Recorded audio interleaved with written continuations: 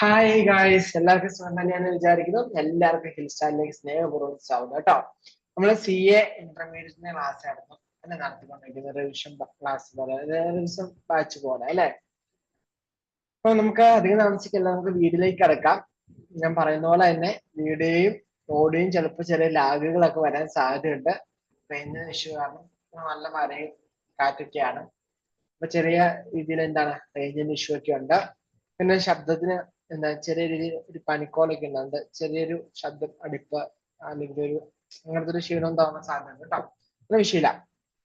Okay, നമുക്ക് ആദ്യമേ നമ്മൾ സാധാരണ റിവിഷൻ ബാച്ച് പറയുന്ന പോലെ തുടക്കം നമുക്ക് എന്താണ് ഒരു ഡേ 3 പ്ലാനിങ് പറഞ്ഞിട്ട് അതിന് ശേഷം ഇന്നത്തെ ലെക്ചർ നമുക്ക് സ്റ്റാർട്ട് ചെയ്യാം. ഇന്നത്തെ ലെക്ചർ നമ്മൾ ഓഡിറ്റിംഗ് ആണ് കേട്ടോ. ഓക്കെ, തിയറി പേപ്പറാണ്.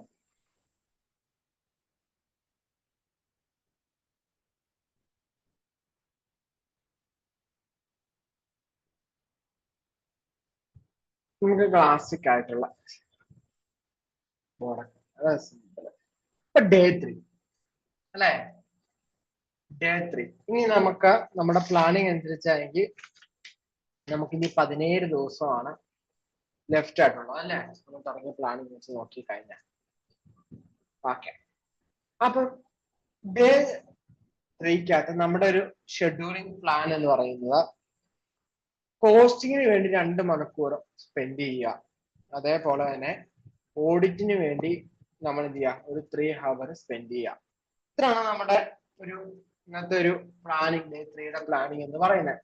പിന്നെ നമ്മൾ റിവൈസ് ചെയ്യുക. എന്താ റിവൈസ് ചെയ്യേണ്ടത്? നമ്മൾ കോസ്റ്റിംഗ് കഴിഞ്ഞ ക്ലാസ്സിൽ പഠിച്ച് കഴിഞ്ഞ ദിവസം പഠിച്ച എന്താണോ അത് റിവൈസ് ചെയ്യുക. ഇത്രയാണ് നമ്മുടെ ഒരു ടേബിൾ ഇട്ടേക്കണം. നമുക്ക് നമ്മൾ എന്താണ് നമ്മുടെ ടാർഗറ്റ് 20 days കൊണ്ട് തീർക്കാൻ പറ്റുമോ, ഗ്രൂപ്പ് 2 കംപ്ലീറ്റ് ചെയ്യാൻ പറ്റുമോ ഇല്ലയോ എന്നാണ് നമ്മൾ നോക്കാൻ പോണേ. ഓക്കെ, ഇത് ഉറപ്പില്ല, കാരണം നമുക്കറിയാം റിപ്പീറ്റേഴ്സിന് അറിയാം നമ്മൾ കഴിഞ്ഞ 6, 7, 8 മാസം പഠിച്ചിട്ട് നമ്മൾ പഠിച്ചു തീരാത്തോണ്ട്, അല്ലെങ്കിൽ നമുക്ക് എന്തെങ്കിലും നമ്മുടെ പ്രിപ്പറേഷൻ ഉണ്ടായിരുന്ന പോരായ്മ കാരണം, അല്ലെങ്കിൽ നമ്മൾ പഠിക്കാത്തതിന്റെ ഒക്കെ കാരണം പലരും ഉണ്ടല്ലേ. അപ്പം അത്രയും നാളത്തെയാണ് നമ്മൾ എന്ത് ചെയ്യാൻ പോണേ, 20 ദിവസത്തേക്ക് മാറ്റാൻ പോണേ. അപ്പം ചില ഫ്രഷേഴ്സിന് ഡൗട്ട് അല്ലേ, ഒന്ന് പഠിച്ചല്ലേ പിന്നെ വന്നെ. റിപ്പീറ്റേഴ്സിന് അറിയാം എന്താണ്, കുറച്ച് പേര് ജസ്റ്റ് ഒന്ന് വായിച്ചല്ലെങ്കിൽ പോയിട്ടുണ്ട്, ചിലര് ഫുൾ തവണ പോലും ടെസ്റ്റ് കംപ്ലീറ്റ് വായിച്ചിട്ടുണ്ടാവില്ല അല്ലെ. അപ്പൊ എന്താ സംഭവിക്കും കൃത്യമായിട്ട്. അപ്പം 20 ദിവസം എന്ന് പറയുന്ന മേ ബി നടക്കാൻ, നമ്മളുടെ ഈ ഒരു അവേഴ്സിൽ നമുക്ക് നടക്കാൻ പറ്റുമോ എന്നാണ് നോക്കുന്നത്. 8 മണിക്കൂർ 10 മണിക്കൂറൊക്കെ 12 മണിക്കൂർ വെച്ചൊരു ദിവസം പഠിച്ചു കഴിഞ്ഞാൽ സുഖമായിട്ട് 20 ദിവസം കൊണ്ട് നമുക്ക് എന്ത് ചെയ്യാം, കംപ്ലീറ്റ് ചെയ്യാൻ പറ്റും. കൺഫേം ആണ്.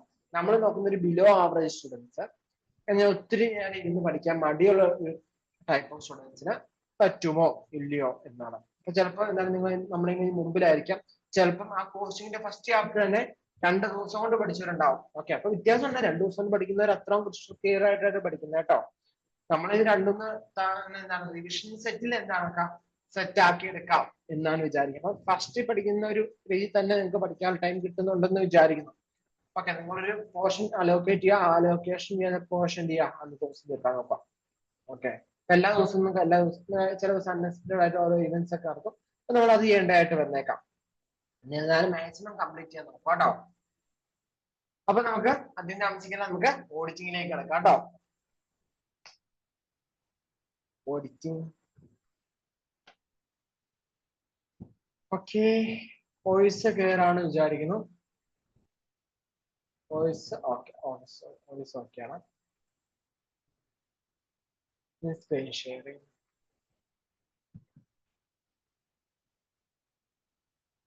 ഓക്കെ, ഇതാണ് നമ്മുടെ ഓഡിറ്റിങ്ങിന്റെ ടെസ്റ്റ് അല്ലേ.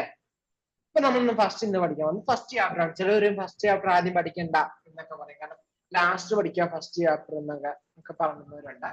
എന്നാലും എന്താണ്, എനിക്ക് ഇൻട്രസ്റ്റ് ഫസ്റ്റ് ചാപ്റ്റർ തുടങ്ങാൻ ഇൻട്രസ്റ്റ് ഉണ്ട്. ഇതിനടുത്ത് കണ്ടിന്യൂസ് ഓരോ ചാപ്റ്റർ വൈസിലൊന്നായിരിക്കും പോണേ. നമുക്ക് ഇന്ന് ചാപ്റ്റർ 1 നോക്കാം. ഞാൻ ചാപ്റ്റർ 1 നമുക്ക് പഠിക്കാനുള്ള എന്താണ് ഓഡിറ്റിങ്ങിന്റെ നേച്ചർ, ഒബ്ജക്റ്റീവ്, അതിന്റെ സ്കോപ്പ്, ഇതൊക്കെയാണ് നമ്മൾ എന്ത് ചെയ്യാൻ പോണേ, നോക്കാൻ പോണേ. ഇതിൽ നമുക്ക് ഇമ്പോർട്ടന്റ് ആയിട്ടുള്ള കാര്യങ്ങൾ നോക്കാം. റിവിഷൻ സെഷൻ ആണല്ലോ. ഒറിജിൻ ഓഫ് ഓഡിറ്റിംഗ് അല്ലെ. ഒറിജിൻ ഓഫ് ഓഡിറ്റിംഗ് എവിടെ നിന്നാണ് വന്നിരിക്കുന്നത്, അത്ര ഇമ്പോർട്ടന്റ് ആണ്. MCQ ചോദിച്ച അർത്ഥശാസ്ത്ര 14th അല്ല 4th സെഞ്ചുറി BC-യിലാണ് ഓഡിറ്റിംഗ് ഫൗണ്ട് ചെയ്തതെന്നൊക്കെ പറഞ്ഞിട്ട്. അതുപോലെ തന്നെ ഓഡിറ്റ് എന്ന വേർഡ് ഒറിജിനേറ്റ് ചെയ്തേക്കുന്നത് ലാറ്റിൻ വേർഡ് ഓഡിയറ എന്നാണ്. അതിന്റെ അർത്ഥം ടു ഇയർ എന്നാണ് കേട്ടോ. ജസ്റ്റ് നിങ്ങൾ MCQ ഓർത്തിരുന്നാൽ മതി. ഇതിൽ കാണാപ്പാടായിട്ട് പഠിച്ചു വെക്കേണ്ട ആവശ്യമൊന്നുമില്ല കേട്ടോ. ജസ്റ്റ് ഒന്ന് ഓർത്തിരിക്കുക, അത്ര മാത്രമേ ഉള്ളൂ. അടുത്ത നമ്മുടെ important area meaning and nature of auditing. അർത്ഥവും അതിന്റെ നേച്ചർ, സ്വഭാവം, അങ്ങനെയുള്ള കാര്യങ്ങളൊക്കെ. ഓഡിറ്റിംഗ് എന്ന് വെച്ച് കഴിഞ്ഞാൽ എന്താ? Auditing is an independent examination. Independent examination എന്തിന്റെ? Financial statement. അതെന്താവാം?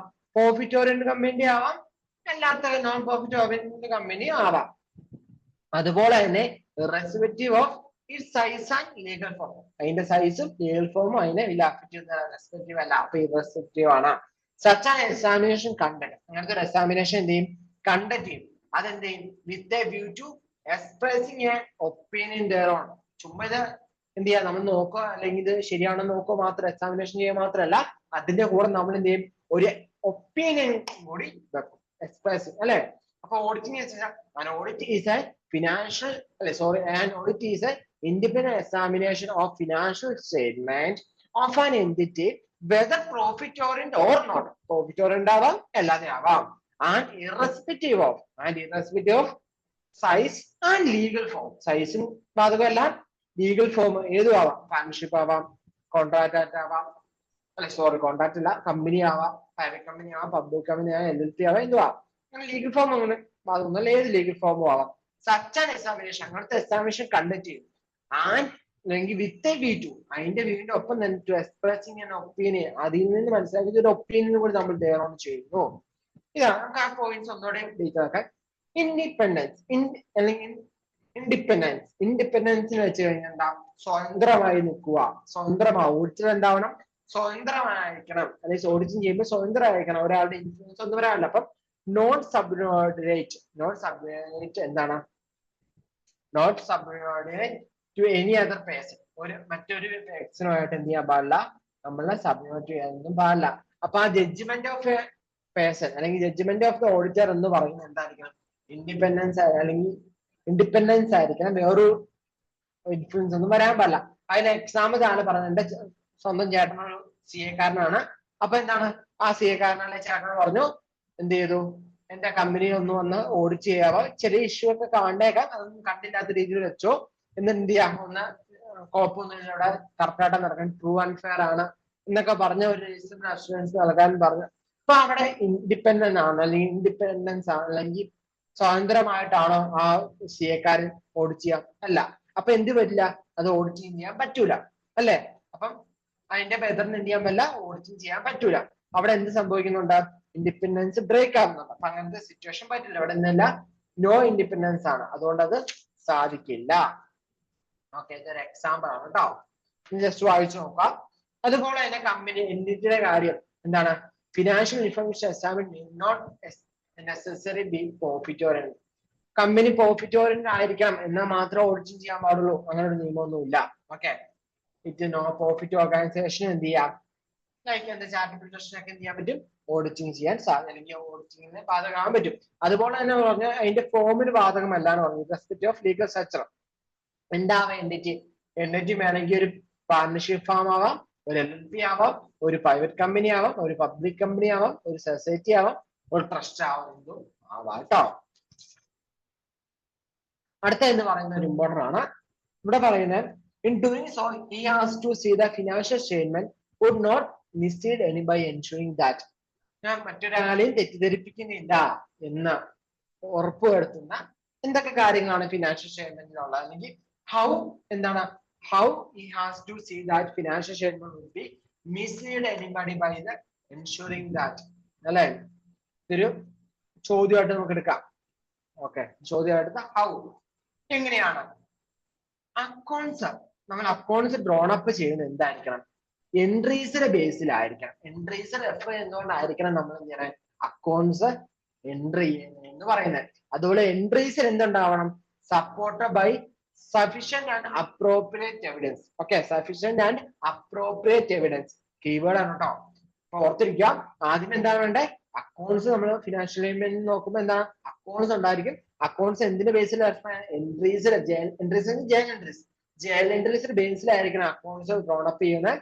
എൻട്രീസിനെ സപ്പോർട്ട് ചെയ്യുന്ന എന്ത് ചെയ്യണം സഫീഷ്യന്റ് ആൻഡ് അപ്രോപ്രിയേറ്റ് എവിഡൻസ് ഉണ്ടായിരിക്കണം. ഓക്കെ, അതിനെ സപ്പോർട്ട് ചെയ്യുന്നത്. അതുപോലെ തന്നെ ഉറപ്പുവരുത്തണം എന്താ നൺ ഓഫ് ദ എൻട്രീസ് എന്ത് ചെയ്യണം ഒമിറ്റഡ് ആയിട്ടില്ല എന്ന്. അപ്പം നൺ എൻട്രീസ് ഒമിറ്റഡ് ഒരു എൻട്രി അതിൽ നിന്ന് വിട്ടുപോയിട്ടില്ല എന്ന് ഉറപ്പുവരുത്തണം. അതുപോലെ തന്നെ the information conveyed by the statement is clear and unambiguous എന്ന് വെച്ചാൽ ഇവിടെ എന്താണ് സ്റ്റേറ്റ്മെന്റിൽ പറഞ്ഞ ഇൻഫോർമേഷൻ എന്ന് പറയുന്നത് ക്ലിയറും അൺഅംബിഗസും ആണെന്നുള്ള ഉറപ്പുണ്ടായിരിക്കണം. അതുപോലെ financial amounts and properly classified ചെയ്തേക്കണം, ഡിസ്ക്രൈബ് ചെയ്യണം. അതുപോലെ disclose in conform with accounting standards. Accounting standard വെച്ചായിരിക്കണം ഫിനാൻഷ്യൽ സ്റ്റേറ്റ്മെന്റ് പ്രിപ്പയർ ചെയ്തേക്കണേ. ഓക്കെ, നമുക്ക് തോന്നിയ പോലെ പോയി അല്ലെങ്കിൽ തോന്നിയ പോലെ ഒരു ഫിനാൻഷ്യൽ സ്റ്റേറ്റ്മെന്റ് ചെയ്തിട്ട് മൂവ് ചെയ്യാൻ പറ്റില്ല. എന്ത് വേണം അക്കൗണ്ടിങ് സ്റ്റാൻഡേർഡ് ഫോളോ ചെയ്തായിരിക്കണം എന്ത് ചെയ്തേക്കണേ ഫിനാൻഷ്യൽ സ്റ്റേറ്റ്മെന്റ് പ്രിപ്പയർ ചെയ്തേക്കണേ. അതുപോലെ തന്നെ സ്റ്റേറ്റ്മെന്റ് ഓഫ് അക്കൗണ്ട് എന്ന് പറയുന്നത് എന്തായിരിക്കണം ട്രൂ ആൻഡ് ഫെയർ പിക്ചർ ആയിരിക്കണം. ട്രൂ ആൻഡ് ഫെയർ പിക്ചർ എന്ന് വെച്ചാൽ ഫോടാനൊന്നുമില്ല, കുഴപ്പമില്ലാത്ത നല്ല രീതിയിലുള്ള ഓപ്പറേഷൻ ഒക്കെ കറക്റ്റ് ആണ്, അസറ്റ് ലയബിലിറ്റി ഒക്കെ കാണിച്ചാൽ കറക്റ്റ് ആയിട്ടുള്ള രീതിയാണുള്ള രീതി തന്നെ എന്തായിരിക്കണം ഇത് ഷോ അപ്പ് ചെയ്യണം. അടുത്ത ഇമ്പോർട്ടന്റ് ആണ്, വളരെ ഇമ്പോർട്ടന്റ് ആണ്, വിട്ട് കളയുന്ന ഒരു കൺസെപ്റ്റ് ആണ് എന്താ റിലേഷൻഷിപ്പ് വിത്ത് ഡൈവേഴ്സ് സബ്ജക്ട് അല്ലെങ്കിൽ inter discipline nature of auditing. ഓഡിറ്റിങ്ങിന് വ്യത്യസ്തമായ മറ്റുള്ള സബ്ജക്റ്റുമായിട്ടുള്ള കണക്ഷൻ. ഏതൊക്കെ സബ്ജക്റ്റുമായിട്ടാണ് കണക്ഷൻ ഉള്ളത്? ഓക്കെ, ഏതൊക്കെയാണോ ഉള്ളത് നമുക്ക് നോക്കാം. ഒന്നാമത്തെ ആയിട്ട് എന്ന് പറയുന്നത് അക്കൗണ്ടിങ് ആയിട്ട് എന്തുണ്ട് ഓഡിറ്റിന് കണക്ഷൻ ഉണ്ട്. എന്തിനാണ് അക്കൗണ്ടിങ് ആയിട്ട് എന്തുണ്ട് ഓഡിറ്റിന് കണക്ഷൻ ഉണ്ട്. രണ്ട് എന്ന് പറയുന്നത് ലോയായിട്ട് ഓഡിറ്റിന് കണക്ഷൻ ഉണ്ട്. ഓക്കെ, ഒന്ന് എന്താണ് അക്കൗണ്ടിങ്, രണ്ട് ലോ. മൂന്നാമത്തെ ഓഡിറ്റിംഗ് കണക്ഷൻ ആയിട്ട് വരുന്നത് എന്ന് വെച്ചാൽ ബിസിനസ് മാത്തമാറ്റിക്സ് ആൻഡ് സ്റ്റാറ്റിസ്റ്റിക്സ്. ഇതുമായിട്ട് എന്തുണ്ട് ആ സബ്ജക്റ്റുമായിട്ട് കണക്ഷൻ ഉണ്ട്. നാലാമത്തെ എന്ന് പറയുന്നത് എക്കണോമിക്സുമായിട്ട് ഓഡിറ്റിന് കണക്ഷൻ ഉണ്ട്. അഞ്ചാമത്തെ എന്ന് പറയുന്നത് നമുക്ക് ഡേറ്റ പ്രോസസ്സിംഗ് ആയിട്ട് കണക്ഷൻ ഉണ്ട്. 6 എന്ന് പറയുന്നത് എന്താണ് ബിഹേവിയർ സയൻസുമായിട്ട് കണക്ഷൻ ഉണ്ട്. 7 എന്ന് പറയുന്നത് പ്രൊട്ടക്ഷനുമായിട്ട് കണക്ഷൻ ഉണ്ട്. എന്താണ് പ്രൊട്ടക്ഷനുമായിട്ട് കണക്ഷൻ ഉണ്ട്. 8 എന്ന് പറയുന്നത് ഫിനാൻഷ്യൽ മാനേജ്മെന്റുമായിട്ട് എന്ത് ചെയ്യുന്നുണ്ട് ഓഡിറ്റിങ്ങിന് കണക്ഷൻ ഉണ്ട്. ഇനി എന്തൊക്കെയാണ് അതിന്റെ കണക്ഷൻസ്? അത് താരൊരു ഫിഗർ കാണിക്കുന്നുണ്ട്. ഈ ഒരു ഫിഗർ ഓർത്തിരുന്നാൽ മതി. ഓക്കെ, ഈ ഒരു ഫിഗർ ഓർത്തിരുന്നാൽ നിങ്ങൾക്ക് ഇപ്പൊ ഈ പറയുന്ന രീതിയിൽ നിങ്ങൾക്ക് എന്ത് ചെയ്യാൻ പറ്റും ഓർത്തിരിക്കാൻ പറ്റും. ഓക്കെ, എന്തൊക്കെയാണ് എന്നോട് ശ്രദ്ധിച്ചോ. ഒന്നാമത്തെ ആയിട്ട് ഒരു ഓർഡറെ പഠിക്കാമെങ്കിൽ എളുപ്പമുണ്ട്. ഓക്കെ, ഒരു ഓർഡറെ പഠിക്കുക. ഓർഡർ പഠിക്കുമ്പോൾ ആദ്യമേ അക്കൗണ്ടിങ്, ആദ്യം എന്താണ് അക്കൗണ്ടിങ്. രണ്ടാമത്തെ ലോയർ. മൂന്നാമത്തെ സ്റ്റാറ്റിസ്റ്റിക്സ് ആൻഡ് മാത്തമാറ്റിക്സ്. നാലാമത്തെ എക്കണോമിക്സ്. ഓക്കെ, നാലാമത്തെ എന്താണ് എക്കണോമിക്സ്. അഞ്ചാമത്തെ എന്താണ് പൊട്ടഷൻ. ഓക്കെ, അഞ്ചാമത്തെ എന്താണ് പൊട്ടഷൻ. ആറാമത്തെ എന്താണ് ആറാമത്തെ ഫിനാൻഷ്യൽ മാനേജ്മെന്റ്. ഏഴാമത്തെ എന്താ ബിഹേവിയർ സയൻസ്. എട്ടാമത്തെ അപ്പൊ എന്താണ് ഡേറ്റ പ്രോസസ്സിംഗ്. ഇതിങ്ങനെ പഠിച്ചു നോക്കുക. ഓക്കെ, ഇത് ചോദിക്കാൻ ഇൻസ്റ്റിറ്റ്യൂട്ട് ചോദിക്കാൻ സാധ്യതയുണ്ട്. അപ്പൊ എന്തിനാണ് ഓഡിറ്റിങ്ങിന് ഇതൊക്കെ അറിഞ്ഞിരിക്കേണ്ട ആവശ്യം അല്ലേ? ഓഡിറ്റിംഗ് അറിഞ്ഞാൽ പോരാ, ഓഡിറ്റിംഗ് ചെയ്യാൻ പോരാ. ഓഡിറ്റിങ്ങിന് അക്കൗണ്ട്സ് അറിഞ്ഞാൽ അക്കൗണ്ടിങ്ങുമായിട്ട് ബന്ധപ്പെടാൻ. കാരണം ഫിനാൻഷ്യൽ സ്റ്റേറ്റ്മെന്റ് ആണ് ഓഡിറ്റിംഗ് എന്ത് ചെയ്യാൻ ഓഡിറ്റ് ചെയ്യാൻ പോണം അല്ലെ? അപ്പം ഫിനാൻഷ്യൽ സ്റ്റേറ്റ്മെന്റ് എന്തിന്റെ ബേസിലാണ് ഉണ്ടാക്കുന്നത്? അക്കൗണ്ടിങ് സ്റ്റാൻഡേർഡ്സ് അല്ലെങ്കിൽ ഓവറോൾ അക്കൗണ്ടിങ് പ്രോസസ് അല്ലേ? അപ്പൊ എന്താണ് നോളജ് ഉണ്ടായിരിക്കണം. ഓഡിറ്ററിന് എന്തുണ്ടാവണം? ഈ എല്ലാ സബ്ജക്റ്റിലും എന്തുണ്ടായിരിക്കണം? നോളജ് ഉണ്ടായിരിക്കണം, അറിവുണ്ടായിരിക്കണം. ഈ മറ്റു വിഷയങ്ങളിലും ഓഡിറ്ററിന് എന്താണ് അറിവുണ്ടായിരിക്കണം. മക്കളൊന്ന് ശ്രദ്ധിച്ചു കഴിക്കാൻ, നമ്മള് ഫൗണ്ടേഷനായിട്ടും ഇന്ററായിട്ടും പഠിക്കുന്ന സബ്ജക്റ്റുകളല്ലേ ഇത്? ഫൗണ്ടേഷൻ നമ്മൾ അക്കൗണ്ട്സ് പഠിച്ചില്ലേ, ലോ പഠിച്ചില്ലേ, മാത്സ് പഠിച്ചില്ലേ, സ്റ്റാറ്റ് പഠിച്ചില്ലേ, അതുപോലെ എക്കണോമിക്സ് പഠിച്ചില്ലേ. ഇന്ററിന്റെ അകത്ത് നമുക്ക് സെക്കൻഡ് ഗ്രൂപ്പ് എടുക്കണ്ട കോസ്റ്റിംഗ് പഠിച്ചില്ലേ. കോസ്റ്റിംഗിന്റെ അകത്ത് ഒരു പ്രൊട്ടക്ഷൻ കോസ്റ്റിംഗ് ആണ്. ഏഴാമത്തെ FM ഫിനാൻഷ്യൽ മാനേജ്മെന്റ് നമുക്ക് പഠിക്കാനില്ലേ. 8 SM ഏതാണ് ബിഹേവിയർ സയൻസ് എന്ന് പറയുന്നത് SM ആയിട്ട് എടുക്കാം. ഡേറ്റ പ്രോസസ്സിംഗ് പറഞ്ഞാൽ ഇന്ററിന്റെ നേരത്തെ സബ്ജക്റ്റിനും EIS ആയിട്ട് റിലേറ്റഡ് ആയിട്ടുള്ള കാര്യമാണ്.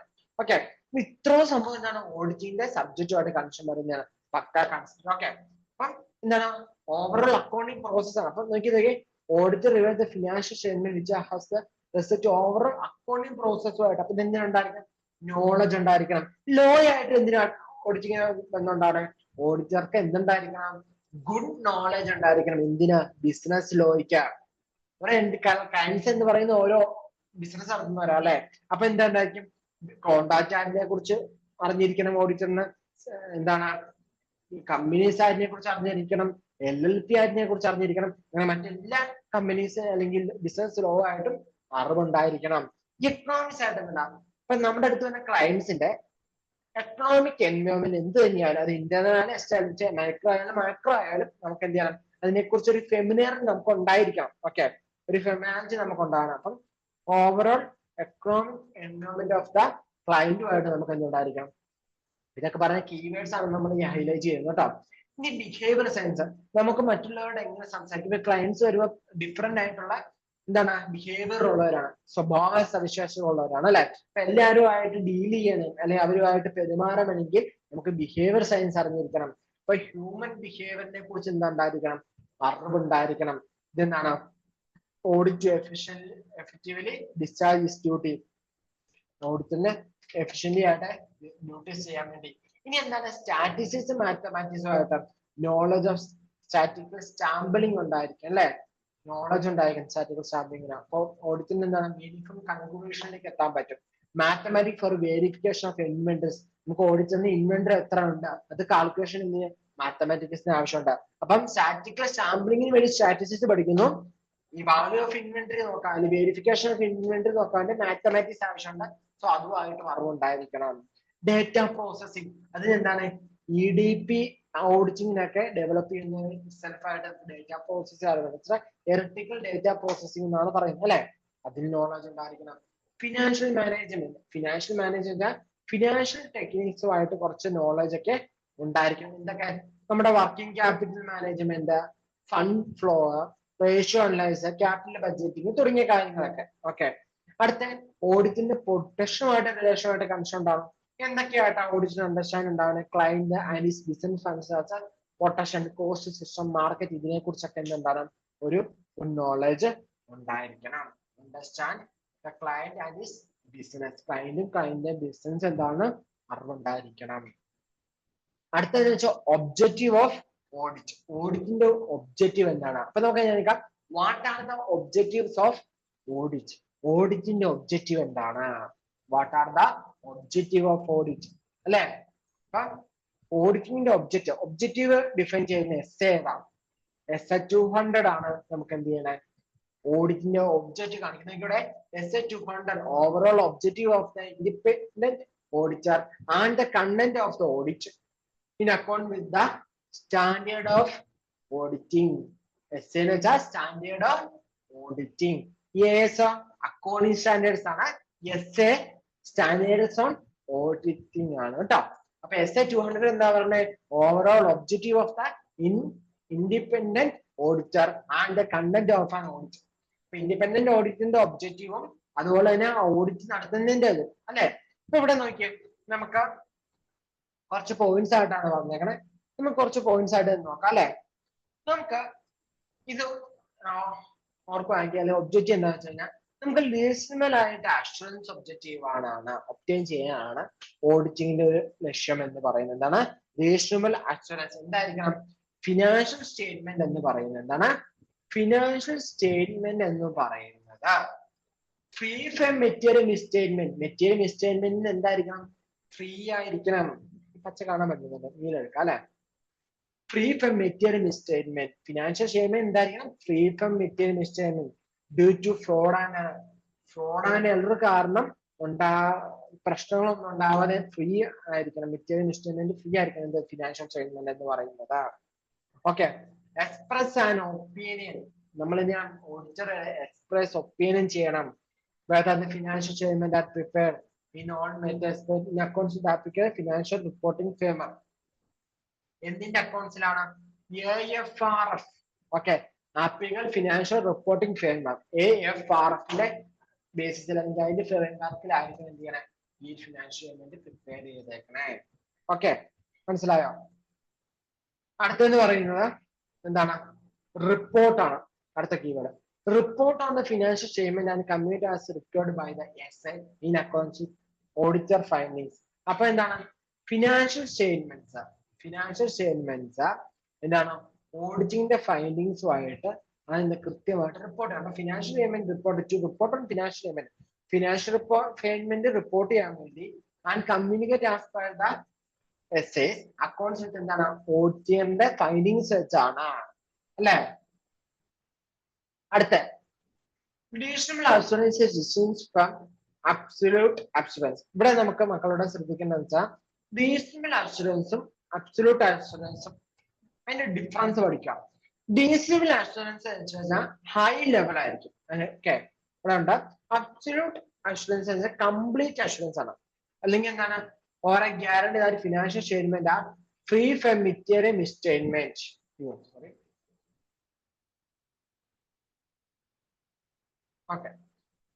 Absolute അല്ലെങ്കിൽ എന്താണ് absolute എന്ന് വെച്ചാൽ absolute assurance എന്ന് വെച്ചാൽ കംപ്ലീറ്റ് അഷുറൻസ് ആണ്. കംപ്ലീറ്റ് അഷുറൻസ് ആണ്. അത് ചുരുക്കി പറയുകയാണെങ്കിൽ എന്താണ് കംപ്ലീറ്റ് അഷുറൻസ് എന്ന് വെച്ചാൽ എന്താ absolute assurance 100% ഉറപ്പാണ്. ഇതിൽ എന്താണ് ഫ്രീ ഫ്രം മെറ്റീരിയൽ മിസ്സ്റ്റേറ്റ്മെന്റ് ആണ്. മെറ്റീരിയൽ മിസ്സ്റ്റേറ്റ്മെന്റ് ഒന്നുമില്ലാണ് 100% ഉറപ്പ് പറയാം. മറ്റേ ഓഡിറ്ററിന് എന്താണ് നൽകുന്നത് ഒരു റീസണബിൾ അഷുറൻസ്. റീസണബിൾ അഷുറൻസ് എന്ന് വെച്ച് കഴിഞ്ഞാൽ 100% ഇല്ല, 100% താഴെ. ഓക്കെ, 100% താഴെയാണ് റീസണബിൾ അഷുറൻസ്. പക്ഷെ എന്താണ് ഹൈ ലെവൽ ഓഫ് അഷുറൻസ് ആണ് എന്താ റീസണബിൾ അഷുറൻസ് എന്ന് പറയുന്നത്. ഇൻവെസ്റ്റിഗേഷൻ അല്ല എന്താ ഓഡിറ്റിംഗ് എന്ന് പറയുന്നത്. ഓഡിറ്റിംഗ് എന്ന് പറയുന്നത് നോട്ട് ആൻഡ് ഇൻവിറ്റേഷൻ അന്വേഷണം, കുറ്റാന്വേഷണം അതൊന്നും അല്ല നമ്മൾ ശരിക്കും എന്ത് ചെയ്യണേ ഓഡിറ്റിംഗ് ചെയ്യുന്നത് അല്ലെ. Reasonable not and complete guarantee ഉണ്ടോ. റീസണബിൾ അഷുറൻസ് എന്ന് പറയുന്നത് എന്തല്ല നോട്ട് എ കംപ്ലീറ്റ് ഗ്യാരണ്ടി. പക്ഷെ എന്താണ് ഒരു ഹൈ ലെവൽ അഷുറൻസ് ആണ്. But it is not a complete assurance. അത് ഓർമ്മയിൽ ഉണ്ടായിരിക്കണം. ഓക്കെ, അതേപോലെ തന്നെ ഓഡിറ്റ് ക്യാരിഡ് ഔട്ട്. ഓഡിറ്റ് എന്താണ് audit carried out. Audit carried by the auditor with the financial competence and skill in accordance with the standards. അപ്പൊ എന്താണ് ഓഡിറ്ററിന് എന്തുണ്ടായിരിക്കണം professional competence ഉണ്ടായിരിക്കണം, skill ഉണ്ടായിരിക്കണം അല്ലെ. ഫിനാൻഷ്യൽ സ്റ്റേറ്റ്മെന്റ് ഓഡിറ്റ് ചെയ്യണമെങ്കിൽ പ്രൊഫഷണൽ ആയിട്ടുള്ള കപ്പാസിറ്റി ഉണ്ടായിരിക്കണം, അതിന്റെ സ്കിൽസ് ഉണ്ടായിരിക്കണം. എന്താ സ്റ്റാൻഡേർഡ് ഓഡിറ്റിംഗിലൊക്കെ അല്ലെ. അതുപോലെ തന്നെ ഓഡിറ്റ് പ്രൊസീജിയേഴ്സിന് അറിവുണ്ടായിരിക്കണം. അതുപോലെ തന്നെ ഓഡിറ്റ് എവിഡൻസ്. നമ്മൾ എന്തിനും ഓഡിറ്റ് എവിഡൻസ് എടുക്കണം. എന്തിനാ കൺക്ലൂഷൻ ചെയ്യാൻ വേണ്ടി. എന്താ തന്നേക്കണ ഒപ്പീനിയൻ ഫോർവേഡ് ചെയ്യണമെങ്കിൽ നമുക്ക് ഓഡിറ്റ് എവിഡൻസ് വേണ്ടേ. ഒരു ഫിനാൻഷ്യൽ സ്റ്റേറ്റ്മെന്റ് വെച്ചാൽ എപ്പോഴും 100% കറക്റ്റ് ഒന്നും ആയിരിക്കില്ല. ഓഡിറ്റിനെ നോക്കുമ്പോൾ ഒറ്റ പ്രഥമദൃഷ്ടിയൊന്നും മനസ്സിലാകുന്നില്ല. ചില എൻട്രീസ് ഉണ്ടാവും, പക്ഷെ അതിന് ഒരു എവിഡൻസ് ഉണ്ടാവില്ല. അപ്പൊ നമ്മൾ എവിഡൻസ് ഓഡിറ്റ് എവിഡൻസ് SA 500 നമുക്ക് സെപ്പറേറ്റ് പഠിക്കാനുണ്ട്. ഓക്കെ, അപ്പൊ ഓഡിറ്റ് എവിഡൻസ് ഉണ്ടായിരിക്കണം. ഒരു കൺക്ലൂഷൻ എന്നാൽ മാത്രമേ ഒരു ഒപ്പീനിയൻ ഫോം ചെയ്യാൻ പറ്റുള്ളൂ. അപ്പൊ ആ എവിഡൻസ് ആണ് നമുക്ക് ശരിക്കും ആ എവിഡൻസ് കാരണം ഒപ്പീനിയൻ നൽകുന്നതാണ് ഒരു റീസണബിൾ അഷുറൻസ് കൊടുക്കാൻ പറഞ്ഞത്, അല്ലെങ്കിൽ ഹൈ ലെവൽ അഷുറൻസ് കൊടുക്കാൻ പറഞ്ഞത്. ആ ഹൈ ലെവൽ അഷുറൻസ് എന്ന് പറയുന്ന പേരാണ് റീസണബിൾ അഷുറൻസ് എന്ന് പറയുന്നത്. പക്ഷെ അത് എന്തല്ല അബ്സല്യൂട്ട് അഷുറൻസ് അല്ല. അത് ഓർമ്മയിൽ വെച്ചിരിക്കണം. ഓക്കെ, ഇത്ര കാര്യങ്ങൾ ഓർമ്മ വെക്കുക. അടുത്ത scope of audit. What is includes.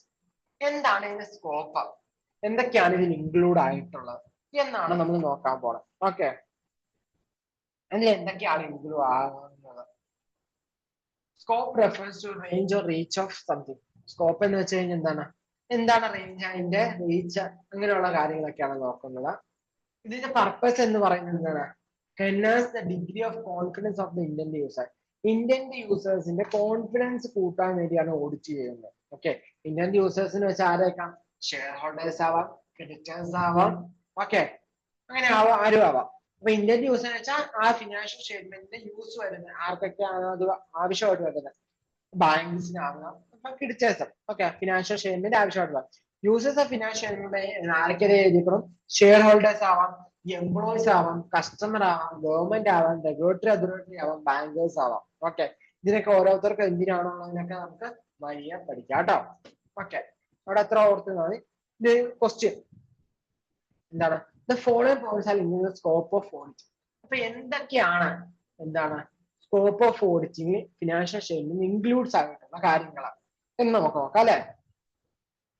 What are the scope of auditor of financial statement includes, എന്തൊക്കെയാണ് അതിൽ ഇൻക്ലൂഡ്സ് ആയേക്കണേ. ഒന്നാമത്തെ എന്ന് പറയുന്നത് എന്താ, ഓൾ ആസ്പെക്ട്സ് ഓഫ് എൻറ്റിറ്റി,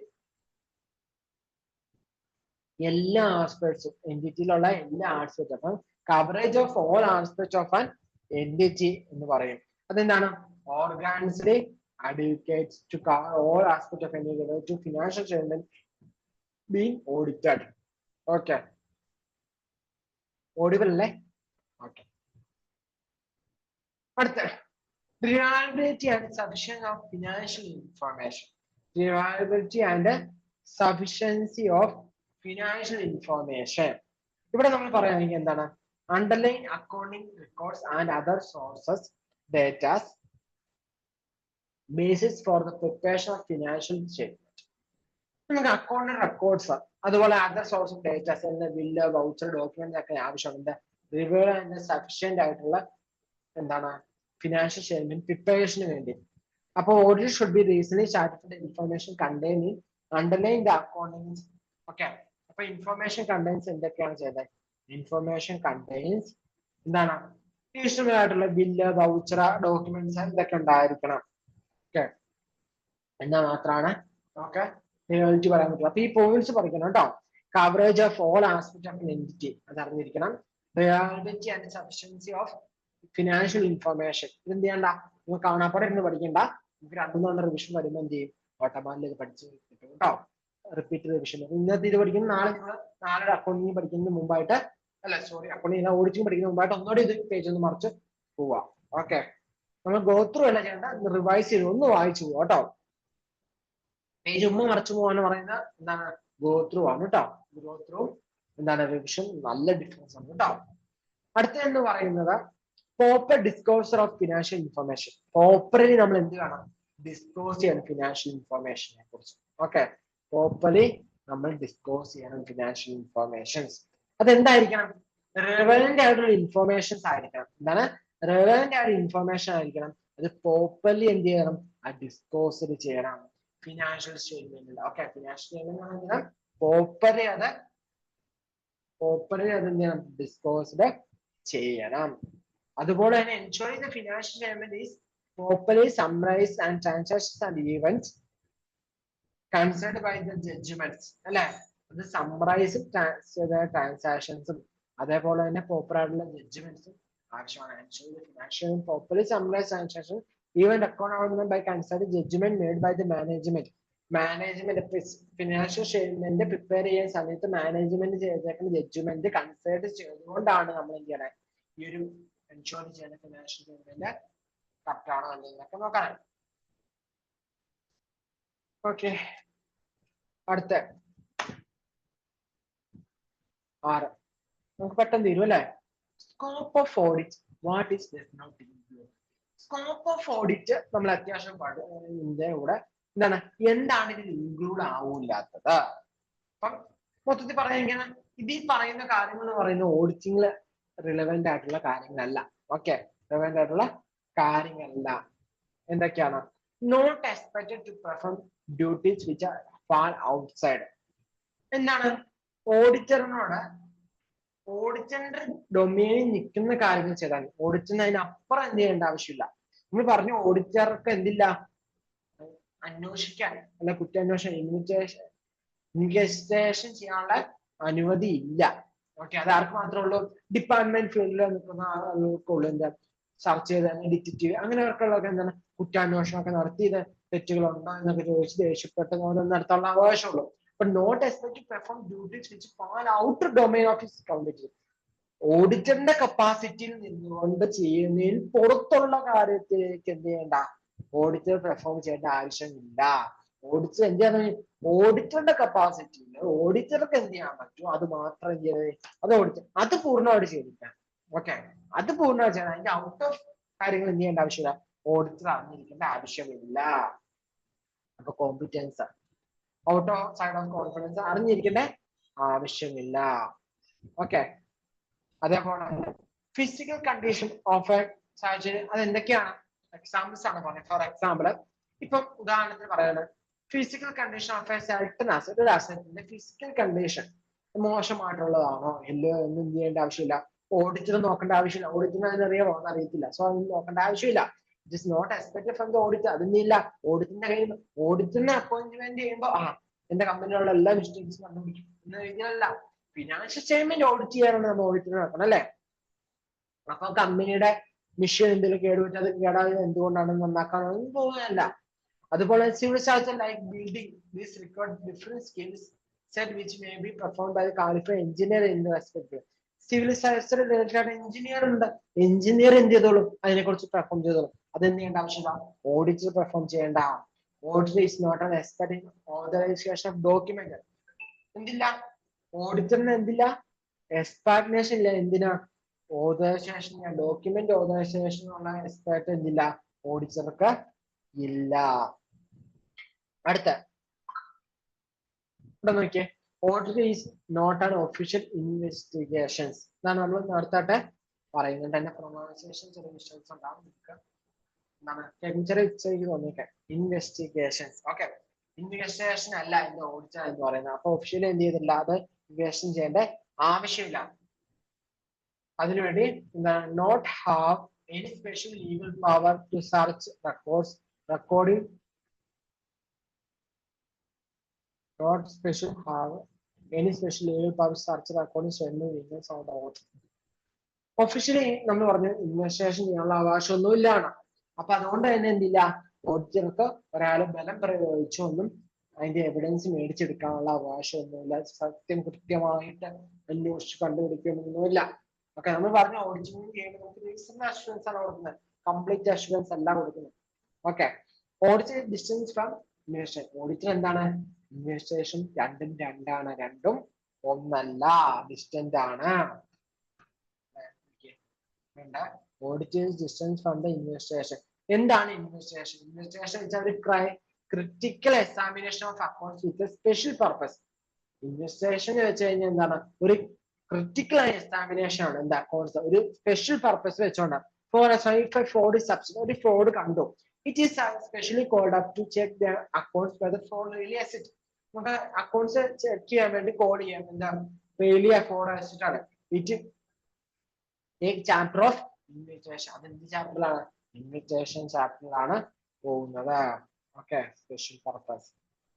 അടുത്ത obtain reasonable assurance. Obtain reasonable assurance ആണ് ഉണ്ടാക്കുക.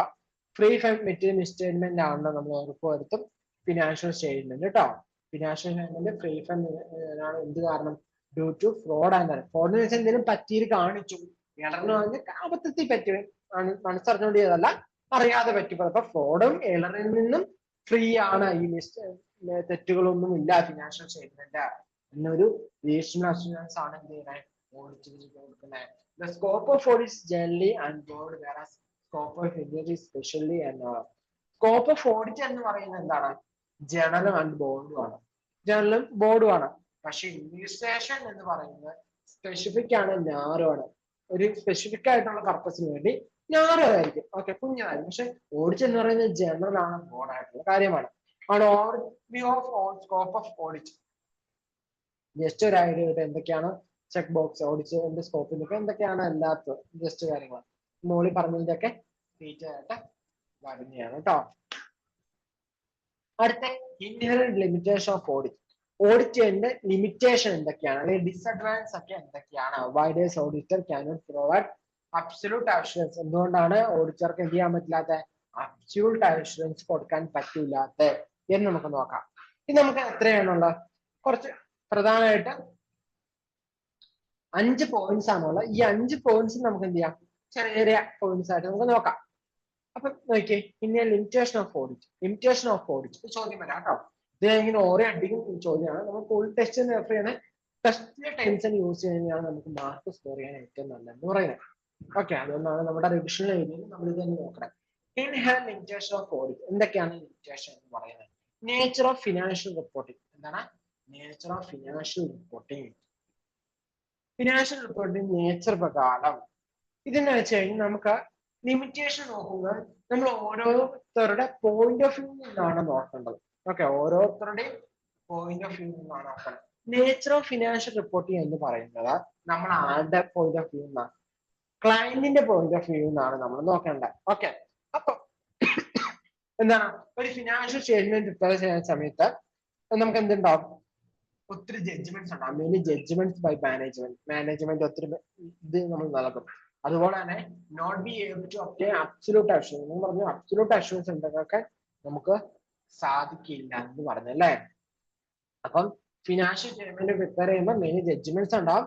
ജഡ്ജ്മെന്റ്സ് മേ ഇഗ്നോർ എന്താണ് സബ്ജക്റ്റീവ് ഡിസിഷൻസ് എടുക്കാനും അല്ലെ ഡിഗ്രി ഓഫ് അൺസർട്ടനിറ്റി വരാനുള്ള കാരണവുമാവാം. ജഡ്ജ്മെന്റ്സിൽ ഇതൊക്കെ ഉണ്ടാവും. സബ്ജക്റ്റീവ് ഡിസിഷൻസോ അല്ലെ ഡിഗ്രി ഓഫ് അൺസർട്ടനിറ്റിയോ ഈ ജഡ്ജ്മെന്റ്സ് ഇഗ്നോർ ആവാം. ഓക്കെ, അതേപോലെ തന്നെ ഫിനാൻഷ്യൽ സ്റ്റേറ്റ്മെന്റ് എന്തായിരിക്കണം? Fake and material statement due to fraud and error. അപ്പൊ കുറച്ച് കീവേഡ്, പ്രധാനമായിട്ടുള്ള കീവേഡ്സ് പറയാം. സഫിഷ്യന്റ് ആൻഡ് അപ്രോപ്രിയേറ്റ് എവിഡൻസ് ഒരു കീവേഡ് ആണ്, എപ്പോഴും ചോദ്യങ്ങൾ വരുന്നത് കണ്ടാണ്. Free from material misstatement. Okay, അത് നമ്മൾ അതേപോലെ തന്നെ എഴുതണം, വ്യത്യാസം വരാൻ പറ്റില്ല. True and fair picture, true and fair ഉള്ള കാര്യം കൃത്യമായിട്ട് നമ്മൾ അറിഞ്ഞിരിക്കണം. സഫിഷ്യന്റ് ആൻഡ് അപ്രോപ്രിയേറ്റ് എവിഡൻസ്, ഇതൊക്കെ കീവേഡ്സ് ആണ്, അതൊക്കെ ഓർത്തിരിക്കേണ്ട. ഓരോ ലൈൻസ് പറഞ്ഞു ഓർത്തിരിക്കേണ്ടതാണ് കേട്ടോ. അപ്പൊ ഫിനാൻഷ്യൽ സ്റ്റേറ്റ്മെന്റ് ഫ്രീ ഫ്രം എന്താണ്? Material misstatement due to fraud എന്നുള്ളതാണ്. ഓക്കെ, അടുത്ത രണ്ടാമത്തെ nature and audit of procedure. Audit പ്രൊസീജിയറിന് നേച്ചർ ഒരു ലിമിറ്റേഷൻ ആണ്. എന്താണ് ഇതിന്റെ ലിമിറ്റേഷൻ വരാനുള്ള കാരണം? Obtaining audit evidence through performing എന്താണ് ഓഡിറ്റ് പ്രൊസീജിയർ. ഓഡിറ്റ് പ്രൊസീജിയർ പ്രകാരം എന്താണ് ക്യാരിഡ് ഔട്ട് ചെയ്യുന്ന ഓഡിറ്റ് എവിഡൻസ് അല്ലെ, പെർഫോമൻസ് ഓഡിറ്റ്. ഇത് എന്ന് പറയുന്നത് നമുക്ക് എന്താണ് ഓഡിറ്ററിന്റെ ലെവലിലാണ്, ഓഡിറ്റ് ചെയ്യുന്ന ആളുടെ ലെവലിലാണ്. ആദ്യത്തെ നമ്മൾ ഏതാണ്? ക്ലയന്റിന്റെ ലെവലിലാണ്. ക്ലയന്റ് ലെവൽ എന്താണ്? നേച്ചർ ഓഫ് ഫിനാൻഷ്യൽ റിപ്പോർട്ടിംഗ് ചെയ്യുന്നത് എന്താണ്? മെനി ജഡ്ജ്മെന്റ്സ് ഇൻവോൾവ് ആകും. അതിൽ എന്താ ജഡ്ജ്മെന്റ്സ് ഇൻവോൾവ് എന്തൊക്കെ ഉണ്ടാവാം?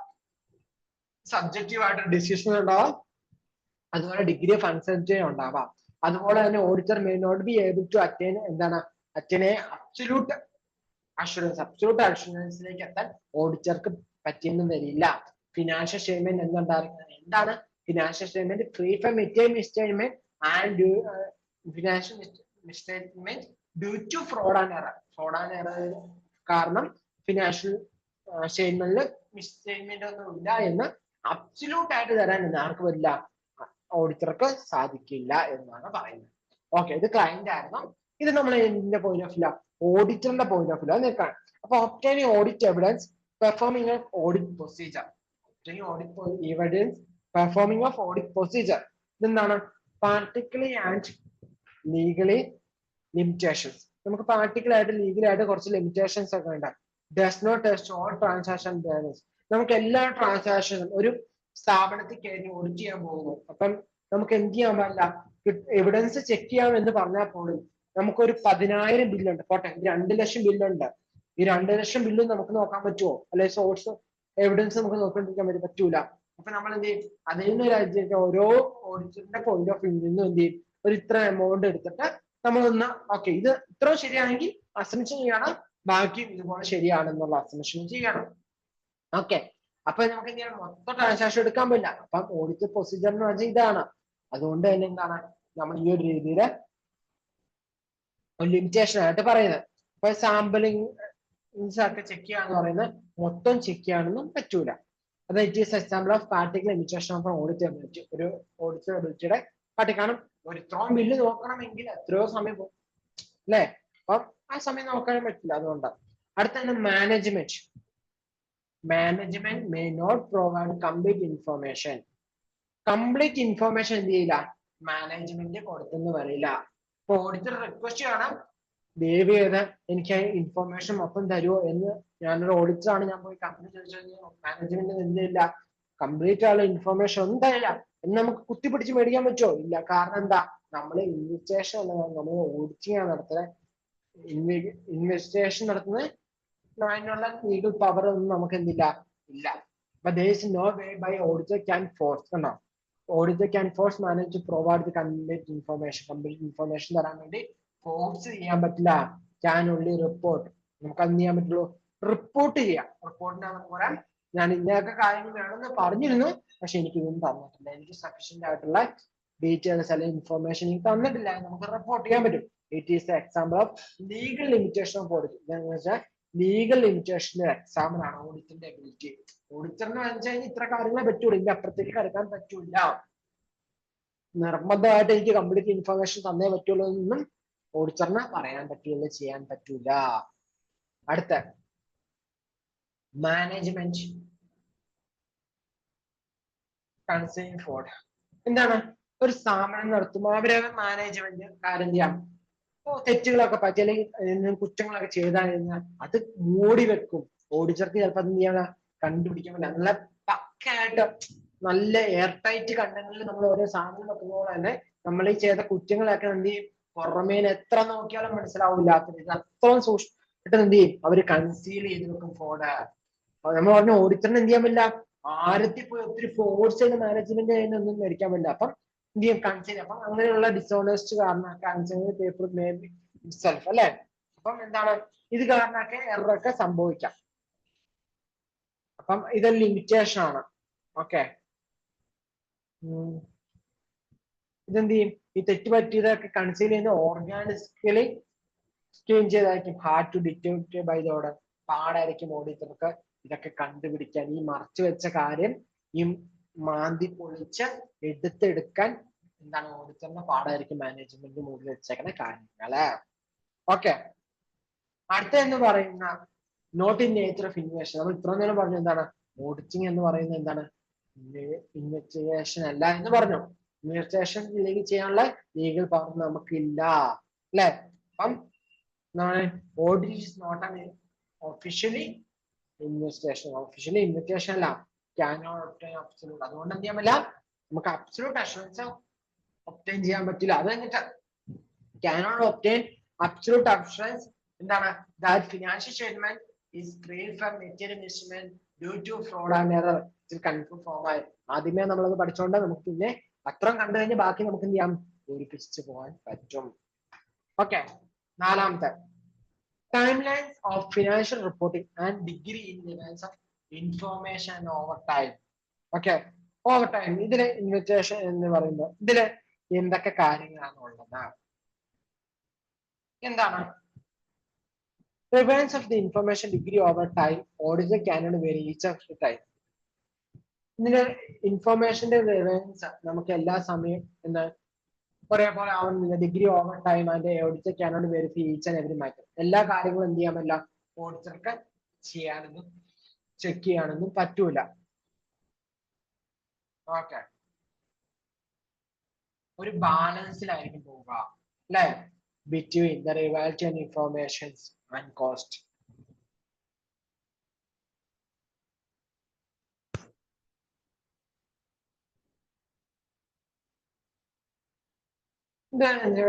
ഇതിന്റെ ഒരു എക്സാമ്പിൾ പറയുകയാണെങ്കിൽ, നമുക്ക് ഒരു ഓഡിറ്റിംഗ് ഒരു നമ്മളെ ഷെയർ ഹോൾഡർ വിളിച്ച് അല്ലെങ്കിൽ ഓണർ വിളിച്ചിട്ട് പറഞ്ഞു നമ്മുടെ സ്ഥാപനം ഓഡിറ്റ് ചെയ്യണം. അപ്പം ഈ ഓണറിന് വേറെ 2-3 സ്ഥലത്ത് ബ്രാഞ്ച് ഉണ്ടെന്ന് വിചാരിക്കാം. അപ്പൊ ഇന്ന സ്ഥാപനത്തിൽ ഫ്രോഡ് ഉണ്ടെന്ന് തോന്നുന്നു. അപ്പൊ അങ്ങോട്ട് എന്ത് ചെയ്യുന്നു, അങ്ങോട്ട് ഓഡിറ്റർ പറഞ്ഞു അന്ന് എനിക്ക് അങ്ങോട്ടുള്ള ടിക്കറ്റും ഇതൊക്കെ എടുത്തോ, ഞാൻ പോയി നോക്കി ബ്രാഞ്ച് സെറ്റ് ആക്കിയിട്ട് വരാന്ന് പറയുന്നത്. അപ്പൊ ഓഡിറ്ററിനെ അങ്ങോട്ട് വിടുന്നു. ഒരു എന്താണ് പെട്ടെന്ന് ചെല്ലാൻ വേണ്ടി ഫ്ലൈറ്റിൽ പോകുന്നു. ഒരു 15,000 രൂപ 20,000 രൂപയായി. ആ സ്പോട്ടിൽ എത്തി. എന്നിട്ട് എന്ത് ചെയ്യുന്നു, അവിടെ ഒരു 5 ദിവസം 10 ദിവസം നിന്ന് അവിടുത്തെ എന്താണ് ഗസ്റ്റ് ഹൗസ് റെന്റ്, അതുപോലെ ഫുഡ് എക്സ്പെൻസ്, അങ്ങനെ ചില എക്സ്പെൻസ് ഒക്കെ ആയിട്ട് ഒരു 35,000 40,000 പെട്ടെന്ന് 50,000 റൗണ്ട് മൊത്തം 75,000 രൂപ ചെലവാക്കിയാണ് എന്ത് ചെയ്യുന്നത് ഓഡിറ്റ് ടീമിനെ. എന്നിട്ട് എന്ത് ചെയ്തു, ഫോൺ ഉണ്ടായിരുന്നു, കണ്ടുപിടിച്ചു, ഓഡിറ്റ് കണ്ടുപിടിച്ചു, സെറ്റപ്പ് ഒക്കെ ആയിട്ട് വന്നു. ഇത്രയും മിസ്റ്റേക്ക് ആയിരുന്നു, 500 അല്ല 1000 അല്ലെങ്കിൽ 10,000 രൂപ അവിടുത്തെ ഒരു എംപ്ലോയി കട്ടായിരുന്നു. പക്ഷെ നമ്മൾ എത്ര മുടക്കി വിട്ടത്, 75,000 കൊടുത്ത് വിട്ടാണ്. പക്ഷെ നമുക്ക് കണ്ടുപിടിക്കാൻ പറ്റിയ എറർ എത്രയാണ്, 10,000 രൂപ. അപ്പം നമ്മൾ ഈ ഒരു ഫ്രോഡ് കണ്ടുപിടിക്കാൻ പോകുന്നത് നമുക്ക് എന്താ ഉണ്ടായി, 10,000 ബോണ്ട് എടുത്ത് നമുക്ക് 65,000 രൂപ പോയി. 65,000 രൂപ നഷ്ടമായി. അപ്പം ചില സമയത്ത് ഓഡിറ്റിംഗ് എന്ന് പറയുന്നത് നമുക്ക് അതിന്റെ എക്സ്പെൻസ് കൂടുതലായിരിക്കും. ഓഡിറ്റിംഗ് കോസ്റ്റ് എന്ന് പറയുന്ന എക്സ്പെൻസ് കൂടുതലായിരിക്കും കമ്പയർ ടു ആ ഫ്രോഡിനും കാര്യം അല്ലെങ്കിൽ ബാലൻസ്. അതുകൊണ്ടാണ് പറയുന്നത് നമ്മൾ എന്ത് ചെയ്യുന്നത്, ഒരു ബാലൻസിൽ പോകുന്നത്. നമ്മുടെ ആ ഇൻഫോർമേഷന്റെ കാര്യം എന്ന് പറയുന്നത് എന്താക്കി കുറവായിരിക്കും, ഡിഗ്രി കുറവായിരിക്കും. ഓക്കെ, അടുത്ത ഫ്യൂച്ചർ ഇവന്റ്സ്. ഫ്യൂച്ചർ ഇവന്റ്സ് ഒരു ലിമിറ്റേഷൻ ആയിട്ടാണ് പറയുന്നത്. ഫ്യൂച്ചർ ഇവന്റ്സ് നമുക്ക് എന്ത് ചെയ്യാൻ പറ്റില്ല, ഭാവി മുൻകൂട്ടി പ്രെഡിക്റ്റ് ചെയ്യാനൊന്നും ഓഡിറ്ററിന് പറ്റില്ല. ഓഡിറ്റർ എന്തല്ല, ഒരു നല്ല ആസ്ട്രോളജർ അല്ല. ഓക്കെ, ഓഡിറ്റർ എന്ന് പറയുന്നത് നല്ലൊരു ആസ്ട്രോളജർ അല്ല, അല്ലെങ്കിൽ ഒരു ന്യൂമറോളജിസ്റ്റ് അല്ല, പ്രെഡിക്റ്റ് ചെയ്യുന്ന ഒരാളല്ല, ഫോർകാസ്റ്റർ അല്ല, നല്ലൊരു ഫോർകാസ്റ്റർ അല്ല. ഓക്കെ, അല്ലെങ്കിൽ നല്ലൊരു പ്രെഡിക്ഷനിസ്റ്റ് അല്ല. അതുകൊണ്ട് തന്നെ എന്ത് ചെയ്യാൻ പറ്റില്ല, അതൊരു ലിമിറ്റേഷൻ ആണ്. ഓഡിറ്ററിന് എന്ത് ചെയ്യാൻ പറ്റും, future events or condition may affect and entity advise. നമുക്കറിയാം മുൻപോട്ടുള്ള ഇപ്പൊ എങ്ങനെ നല്ലതാണെന്ന് പറഞ്ഞാൽ മുൻപോട്ട് എങ്ങനെയാണ് നമുക്ക് ഉറപ്പൊന്നും പറയാൻ പറ്റില്ല, ഒരു അൺസർട്ടിറ്റി ഉണ്ട്. അതുകൊണ്ട് മാർക്കറ്റ് കണ്ടീഷൻ ചേഞ്ച് ചെയ്യുന്നല്ലേ, future due to change in എന്താണ്, മാർക്കറ്റ് കണ്ടീഷൻ കാരണം ചേഞ്ച് ആവാം, emergency of new business model കാരണം ചേഞ്ച് ആവും, പ്രൊഡക്റ്റ് കാരണം ചേഞ്ച് ആവാം, due to some adverse events കാരണം ഉണ്ടാവാനുള്ള ചാൻസ് ഉണ്ട്. സോ നമുക്ക് പ്രെഡിക്റ്റ് ചെയ്യാൻ പറ്റൂല. ഇതൊക്കെ ലിമിറ്റേഷൻ ആണ്. ഇനി ഈ പോയിന്റ്സ് ഒന്ന് ജസ്റ്റ് വായിച്ചു നോക്കാവുന്നതാണ്. ഇനി അടുത്ത എന്താ, വാട്ട് ഈസ് ആൻ എൻഗേജ്മെന്റ്, എന്താണ് എൻഗേജ്മെന്റ്?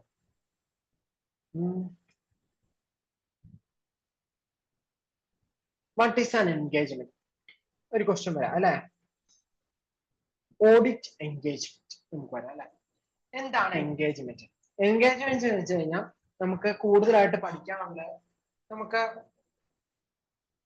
ഓഡിറ്റിന് എന്തിട്ട് എന്താണ് എൻഗേജ്മെന്റ് എന്ന് പറയുമ്പോൾ means an arrangement to do something, എന്തെങ്കിലും ചെയ്യുന്ന ഒരു arrangement, do something, arrangement of to do something, എന്തെങ്കിലും ചെയ്യാനുള്ള അറേഞ്ച്മെന്റ് ആണ് നമ്മൾ എൻഗേജ്മെന്റ് എന്ന് പറയുന്നത്. ഇപ്പൊ നമ്മൾ എൻഗേജ്മെന്റ് നടത്തുമ്പോൾ നമ്മൾ എല്ലാ കാര്യങ്ങളെല്ലാം ഫോർമൽ ആയിട്ടുള്ള എഗ്രിമെന്റ് വെക്കും അല്ലെ.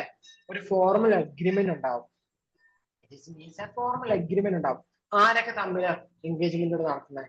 ഓഡിറ്ററും ക്ലയന്റും തമ്മില് അല്ലെ. ക്ലയന്റ് പറയാണ് എന്റെ സ്ഥാപനത്തിൽ ഓഡിറ്റ് ഒക്കെ ചെയ്യണം എന്നൊക്കെ, ഇത്ര കാലം എന്തൊക്കെയാണ് ഓക്കെ എല്ലാം കൊടുത്ത് നമ്മൾ എന്ത് ചെയ്യും, കൈ കൊടുത്ത് ഓക്കെ ഞാൻ ജസ്റ്റ് വരാം എന്ന് പറഞ്ഞ് സെറ്റ് ചെയ്യുന്നു. ഒരു ഫോർമൽ എഗ്രിമെന്റ് ഉണ്ടാവും ബിറ്റ്വീൻ ഓഡിറ്റർ ആൻഡ് ക്ലയന്റ്.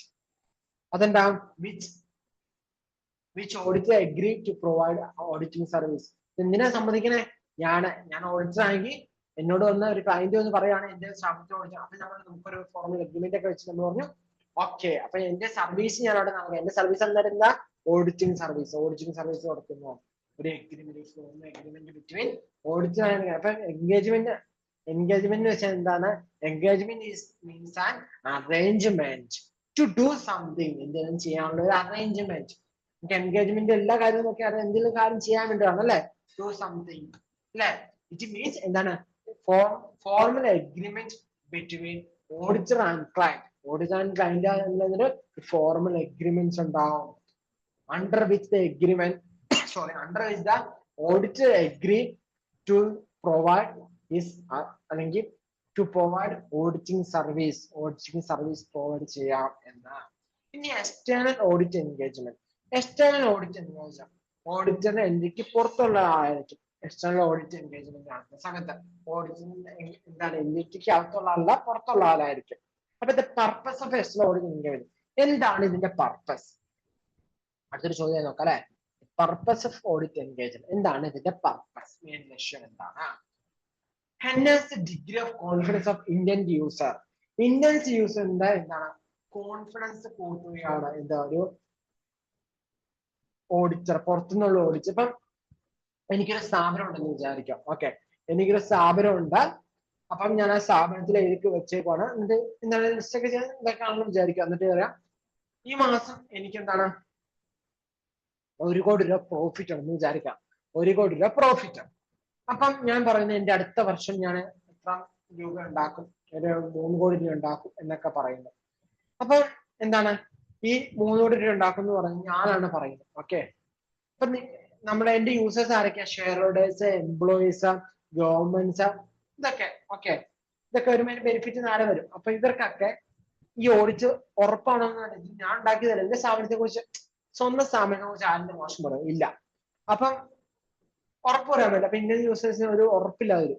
ആ സ്ഥാനത്ത് ഒരു എക്സ്റ്റേണൽ പുറത്തുനിന്ന് എന്തിന്റെ കമ്പനിക്ക് പുറത്തുനിന്ന് ഒരാൾ വന്നിട്ട് ഓഡിറ്റ് ചെയ്യണം, സ്ഥാപനത്തിന്റെ കാര്യം ഓഡിറ്റ് ചെയ്തിട്ട് പറയാണ് അടുത്ത വർഷം ഒരു 3 കോടി രൂപ പ്രോഫിറ്റ് ഉണ്ടാക്കാനുള്ള ചാൻസ് ഉണ്ട്. ഒരു ഒപ്പീനിയായിട്ട് ഈ തന്നു, ഇത് ഒപ്പീനിയൻ ചെയ്തു. അപ്പൊ എന്ത് ചെയ്യും? മറ്റുള്ളവർക്ക് ട്രസ്റ്റ് ബിൽഡ് ചെയ്യണം. ഒരു ഡിഗ്രി ഓഫ് കോൺഫിഡൻസ് ഓഫ് ഞാൻ ഇവിടെ ഇൻവെസ്റ്റ് ചെയ്ത് ഓക്കെയാണ്, അല്ലെ ഞാൻ ഇവിടെ കടം കൊടുത്താൽ എനിക്ക് തിരിച്ചു കിട്ടും, ഞാൻ ഇവിടെ ജോലിക്ക് നിന്ന് കഴിഞ്ഞാൽ എനിക്ക് ഓക്കെയാണ്, എന്റെ ഫ്യൂച്ചർ ബ്രൈറ്റ് ആയിരിക്കും എന്നൊരു ഉറപ്പ് കിട്ടും. ഡിഗ്രി ഓഫ് കോൺഫിഡൻസ് കിട്ടും ഇന്റേൺഷിപ്പ് യൂസേഴ്സിന്. ഓക്കെ, അതാണ് ഇതിന്റെ പർപ്പസ് എന്ന് പറയുന്നത്. Indian use of financial statement. Financial statement users, financial statement users ആരൊക്കെയാണ് എന്ന് പറഞ്ഞു? ഇന്ത്യൻ യൂസേഴ്സ് ആണെന്ന് പറഞ്ഞു. ഇനി അടുത്തത് പറയുന്നത് ബെനിഫിറ്റ് ഓഫ് ഓഡിറ്റ്. എന്തൊക്കെയാണ് ഇതിന്റെ benefit? Why audit is need? എന്തിനാണ് ഓഡിറ്റ് നീഡ് ആവശ്യമായി വരിക എന്ന് നോക്കാം. Audit accounts provide high quality of information. High quality of information നൽകും. നമ്മൾ പറഞ്ഞു ഇത് എന്തിനാണ് ചോദിക്കുക, ഓഡിറ്റ് ചെയ്യാൻ എന്തിനാണെന്നുള്ള ചോദ്യം. എന്തിനാണ് ആവശ്യകത എന്നാണ്. ഇതിന് കോൺഫിഡൻസ് ടു ദ യൂസേഴ്സ്. യൂസേഴ്സിന് എന്ത് ചെയ്യാം? കോൺഫിഡൻസ് കൊടുക്കുകയാണ്, അല്ലെ? To calculate and the accounts carried by the auditing standard against by the government. Calculative ആയിട്ട് ഇൻഫർമേഷൻ പ്രൊവൈഡ് ചെയ്യുന്ന outcome excise calculate by the എന്താണ്? Auditing standard against by the ഫോർബിൾ ചെയ്യുന്നു. അടുത്ത point, in case of companies, കമ്പനീസിന്റെ കാര്യത്തിലാണെങ്കിൽ shareholders may or may not be involve in the daily affairs of company. ഷെയർ ഹോൾഡേഴ്സ് എന്ത് ചെയ്യില്ല, എപ്പോഴും ആ കമ്പനിയിൽ തന്നെ നിൽക്കും എന്ന് ഉറപ്പൊന്നുമില്ല. ഇപ്പൊ നമുക്ക് വേണമെങ്കിൽ എന്ത് ചെയ്യാം, റിലയൻസിന്റെയോ ആദാനിന്റെയോ എന്തിനേയും നമുക്ക് എന്ത് ചെയ്യാൻ പറ്റും? ഷെയർസ് വാങ്ങാൻ പറ്റും, അവന്റെ ഒരു പാർട്ണറായി മാറാൻ പറ്റും, ഷെയർ ഹോൾഡറായി മാറാൻ പറ്റും, അല്ലെ?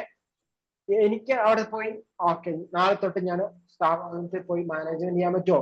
ഇല്ല, ചിലപ്പോൾ ചെയ്യാൻ പറ്റില്ല. പക്ഷെ നമുക്ക് എന്ത് ചെയ്യാൻ പറ്റും? P&L അതുപോലെ ഫിനാൻഷ്യൽ സ്റ്റേറ്റ്മെന്റ് ഒക്കെ മനസ്സിലാക്കാൻ പറ്റും. അപ്പൊ ഈ ഫിനാൻഷ്യൽ സ്റ്റേറ്റ്മെന്റ് ഓഡിറ്റ് ചെയ്താകുമ്പോൾ നമുക്ക് എന്താണ് കൺഫേം ചെയ്യാം, ഓക്കെ സ്ഥാപനത്തിൽ നിന്ന് നമുക്ക് ലാഭം കിട്ടും, ഓക്കെ പ്രോഫിറ്റ് കിട്ടും. Shareholders may or may not be involve in the daily affair of the company.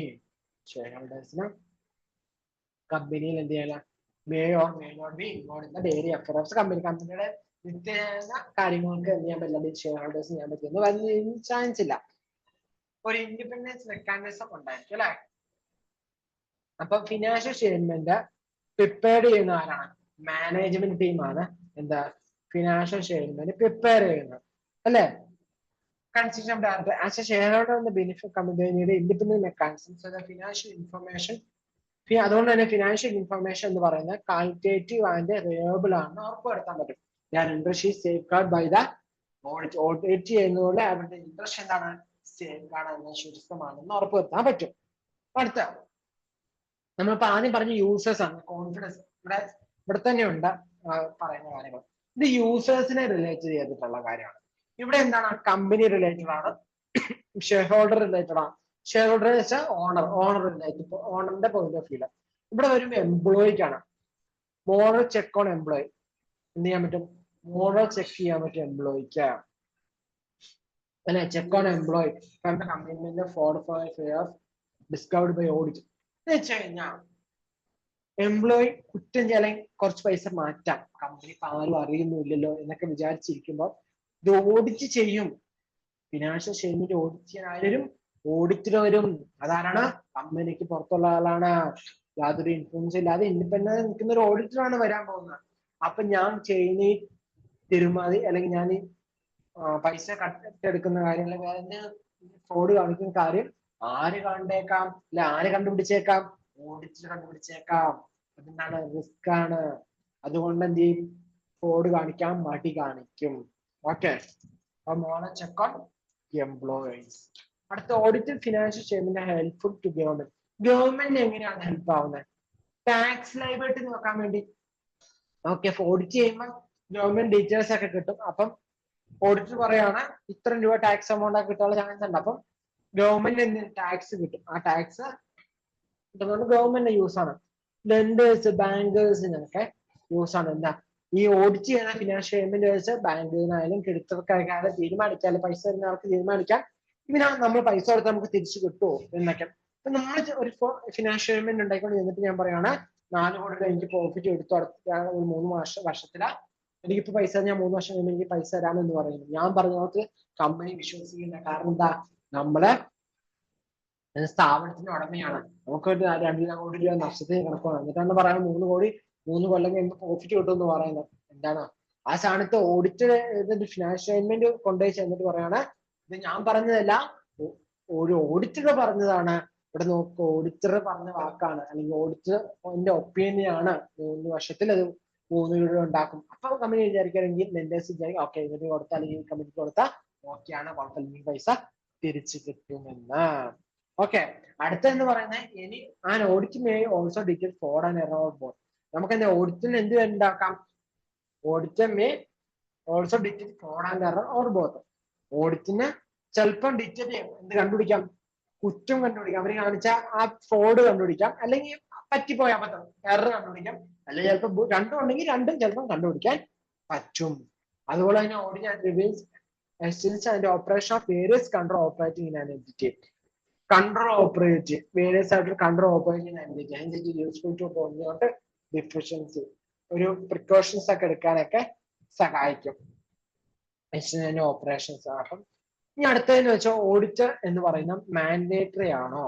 Audit എന്ന് പറയുന്നത് നിർബന്ധമായിട്ട് ചെയ്യേണ്ടതാണോ, അല്ലെങ്കിൽ വോളണ്ടറി ആണോ ചെയ്യേണ്ട കാര്യം? അങ്ങനെ നിർബന്ധമൊന്നുമില്ലേ എന്ന് നോക്കിക്കഴിഞ്ഞാൽ നോട്ട് നെസസറി, നോട്ടായിട്ട് നെസസറി അല്ല, എന്താ ഓൾവേസ് ലീഗലി മാൻ, എല്ലാപ്പോഴും മാൻഡേറ്ററി ആണുള്ള നെസസിറ്റി ഒന്നും ഓഡിറ്റിനില്ല. Then entity like companies are compulsory required to get their accounts audited under law. കാരണം ആർക്കാണ് ലോയുടെ അടിയിൽ വേണ്ടത്? അപ്പം കമ്പനീസ് അല്ലെ, companies no corporate entities may be compulsory. അവർക്ക് എന്താണ് കമ്പൽസറി ആവശ്യമാണ്. അപ്പൊ കമ്പനിക്കും നോ കോർപ്പറേറ്റ് എൻറ്റിറ്റിക്കൊക്കെ എന്താണ് കമ്പൽസറി ആണ്. അതേപോലെ തന്നെ അടുത്ത പോയിന്റ് പറയുന്നത് ഓഡിറ്റ് നോൺ ഓൾസോ മാറ്റ്. അതുപോലെ തന്നെ ഓഡിറ്റ് എന്ന് പറയുന്നത് എന്തല്ല, മാൻഡേറ്ററി അല്ല. Many entity may get their accounts audit voluntary. ഒരു അക്കൗണ്ട്സ് എൻറ്റിറ്റി വോളണ്ടറി ആയിട്ടാണ് അവരെ ചെയ്യുന്നത്. അപ്പം കുറെ സ്ഥാപനങ്ങൾ വോളണ്ടറി ബേസിസിലാണ് ചെയ്യുന്നത്. ഡ്യൂ ടു അഡ്വാൻസ് എന്നതുകൊണ്ട് എന്ത് ചെയ്യും, ഈ ഒരു കാര്യങ്ങളൊക്കെ ചെയ്യുന്നു. Because benefit of the purpose of audit, audit ചെയ്യാനുള്ള പർപ്പസ് എന്താ വെച്ചാൽ അതിന്റെ ബെനിഫിറ്റ് നോക്കിയാണ്. എന്താ many such concern have their ഇന്റർനുള്ള audit to do advance flowing from an audit. അഡ്വാൻസിന് വേണ്ടിയാണ് ചില കമ്പനി ഓഡിറ്റ് ചെയ്യുന്നത്. അല്ല എല്ലാ കമ്പനിയും അല്ല എല്ലാ ഓഡിറ്റ് എന്ന് പറഞ്ഞാൽ മാൻഡേറ്ററി അല്ല. മാൻഡേറ്ററി കമ്പൽസറി ആയിരിക്കുന്ന ഓഡിറ്റ് ചെയ്തൊക്കെയാണ് company compulsory to get their accounts audit ഉണ്ടല്ലോ, അക്കൗണ്ടിന്റെ അടിയിൽ ലോയിൽ ഓഡിറ്റ് ചെയ്യേണ്ട ആവശ്യമാണ്. അപ്പൊ അത് കമ്പനി ചെയ്യണം. നോ കോർപ്പറേറ്റ് എൻറ്റിറ്റിക്ക് മേ ബി കമ്പൽസറി ആവാം their accounts under law tax ലോയുടെ അടിപ്രകാരമാണെങ്കിൽ. ഓക്കെ, അതുപോലെ ആരാണ് അപ്പോയിന്റ്മെന്റ് ഓൺ ഓഡിറ്റർ? ഓഡിറ്ററിനെ അപ്പോയിന്റ് ചെയ്യുന്ന ആരാണ്? അത് സിമ്പിൾ ആയിട്ട് നമുക്ക് പറയാൻ പറ്റും. ഓഡിറ്ററെ അപ്പോയിന്റ് ചെയ്യുന്ന ആരാണ്? Appointed by a owner. ഓഡിറ്ററിനെ അപ്പോയിന്റ് ചെയ്യുന്ന ആരാ? ഓണർ ആണ്. ചില കേസുകളിൽ എന്താണ് ഗവൺമെന്റ് ആവാം. ആരൊക്കെയാണ് നമുക്ക് നോക്കാം. ഉദാഹരണം പറയുന്നു, കമ്പനീസിലാണെങ്കിൽ അപ്പോയിന്റ് ചെയ്യുന്നത് ആരാണ്? മെമ്പേഴ്സ് ആണ്, അല്ലെ ഷെയർ ഹോൾഡേഴ്സ് ആണ്. എവിടെ വെച്ച്? AGM വെച്ച. Share holder owner of company ആണ് auditor is appointed by them in AGM. AGM വെച്ചാണ് ഷെയർ ഹോൾഡേഴ്സ് ആരെ അപ്പോയിന്റ് ചെയ്യുന്നത്? ഓഡിറ്ററിനെ അപ്പോയിന്റ് ആവുക. In case of government companies, government കമ്പനിയുടെ കേസിലാണെങ്കിലോ, ഗവൺമെന്റ് കമ്പനിയുടെ കേസിലാണെങ്കിൽ CAG ആണ് ആരെ ഓഡിറ്ററിനെ appoint comptroller and auditor general of India. അതേപോലെ തന്നെ ഒരു ഫാമിന്റെ കേസിലാണെങ്കിൽ ആരായിരിക്കും? പാർട്ണേഴ്സ് ആയിരിക്കും എന്ത് ചെയ്യണേ? അപ്പോയിന്റ് ചെയ്യുന്നത്. അതുപോലെ തന്നെ tax law by auditor may be appoint by government. Auditor appoint ആരാം? ഗവൺമെന്റ് ആവാം, അതോറിറ്റി ആവാം, നിയമപരമായിട്ട് റെഗുലേഷൻ പ്രകാരമൊക്കെ ആവാം. അതേപോലെ തന്നെ appoint under tax law by government authority, tax law പ്രകാരം ഗവൺമെന്റ് അതോറിറ്റിയും ആവാം. To whom report submit by auditor. ആർക്കാണ് ഈ ഓഡിറ്റ് സബ്മിറ്റ് ചെയ്യേണ്ടത്? ആരാണോ അപ്പോയിന്റ് ചെയ്തത് അവർക്കാണ് എന്ത് ചെയ്യേണ്ടത്?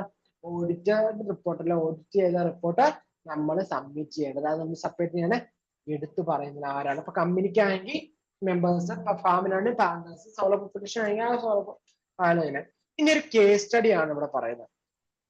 ഓക്കെ, കേസ് സ്റ്റഡി ജസ്റ്റ് ഒന്ന് വായിച്ച് നിങ്ങൾ നോക്കി എന്ത് ചെയ്യാം, ഒന്ന് പോവാ. ഇത് സിമ്പിൾ ആയിട്ടുള്ള കാര്യങ്ങളാണ്. നിങ്ങൾക്ക് കിട്ടുന്നില്ലെങ്കിൽ എന്ന് പറഞ്ഞാൽ നമുക്കൊരു വീഡിയോ എടുത്ത് ചെയ്യാം കേട്ടോ. അത് വായിച്ചോണ്ടിരുന്ന നമ്മളെ റിവിഷൻ സെറ്റ് ആണ് നമുക്ക് ഒത്തിരി ലെങ്ത് ആവുന്നില്ല, അതുകൊണ്ടാണ്.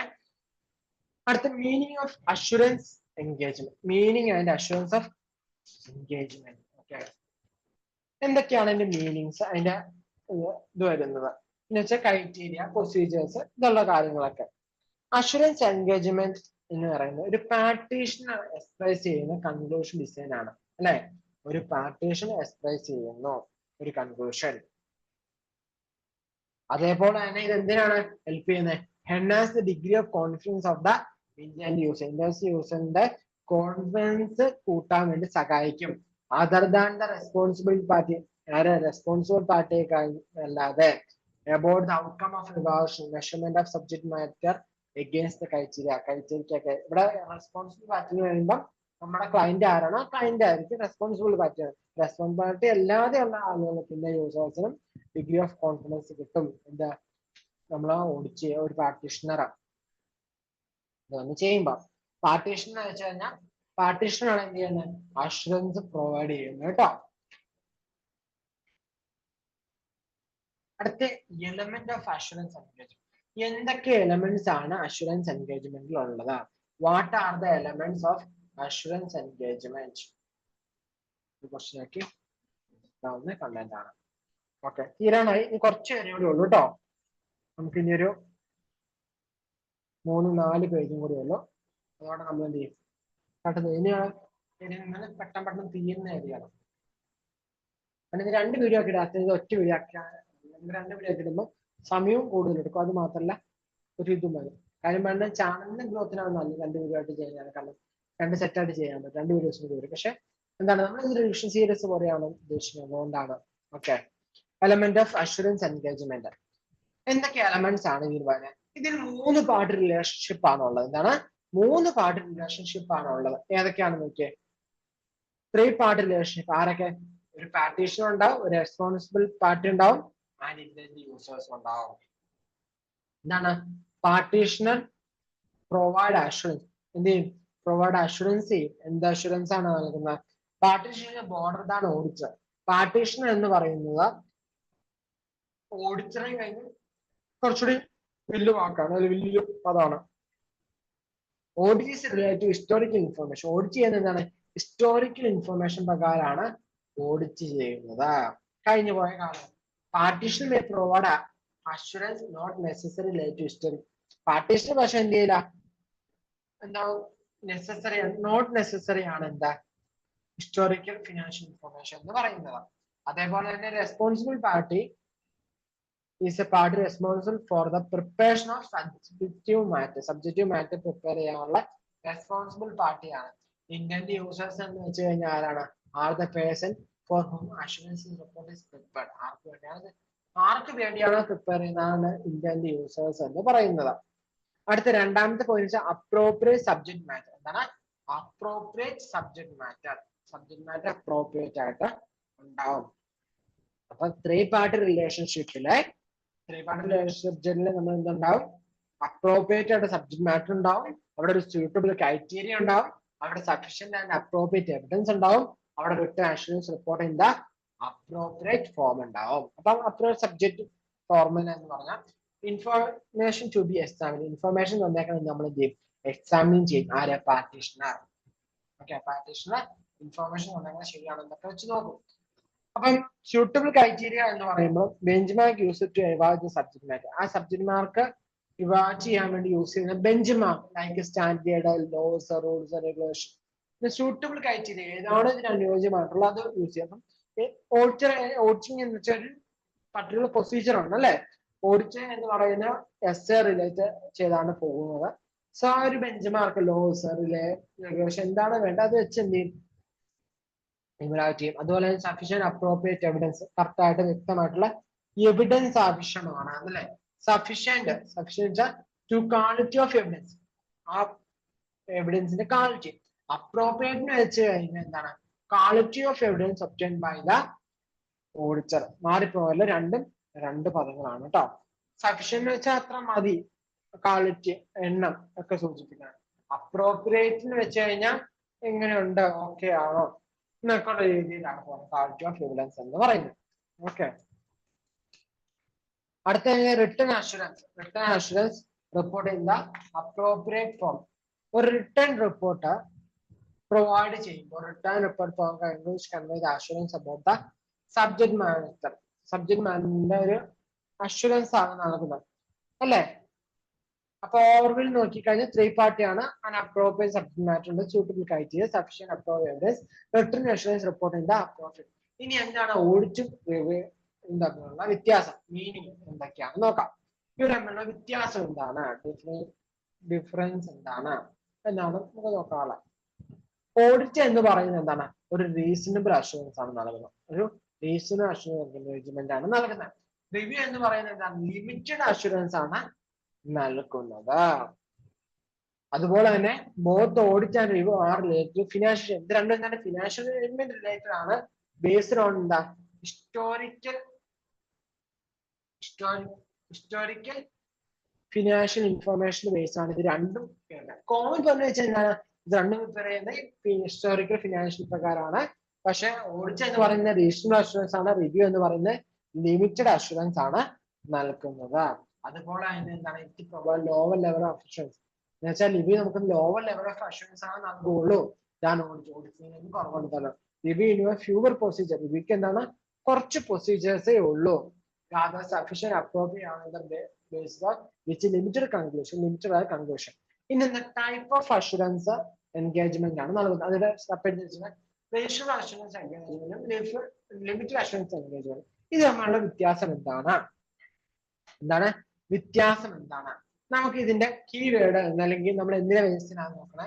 ഇതിന്റെ ലെവൽ ഓഫ് അഷുറൻസ് എങ്ങനെയുണ്ട്, ഇതിന്റെ പ്രൊസീജിയേഴ്സ് എങ്ങനെയാണ്, അതുപോലെ തന്നെ ഇതിന്റെ കൺക്ലൂഷൻ എങ്ങനെയാണ്, അതേപോലെ തന്നെ ഇതിന് എക്സാമ്പിൾ. ഇത്ര കാര്യങ്ങളാണ്. നോക്കി, ഇവിടെ ഉണ്ട് ലെവൽ ഓഫ് അഷുറൻസ് എങ്ങനെയാണ്, അതേപോലെ ഇതിന്റെ പ്രൊസീജിയർ എങ്ങനെയാണ്, അതേപോലെ ഇതിന്റെ കൺക്ലൂഷൻ എങ്ങനെയാണ്, ഇത് എക്സാമ്പിൾ ആണ്. അപ്പൊ ഇതാണ് എന്താ ആ ഒരു അത് വെച്ചാണ് നോക്കുന്നുണ്ട്.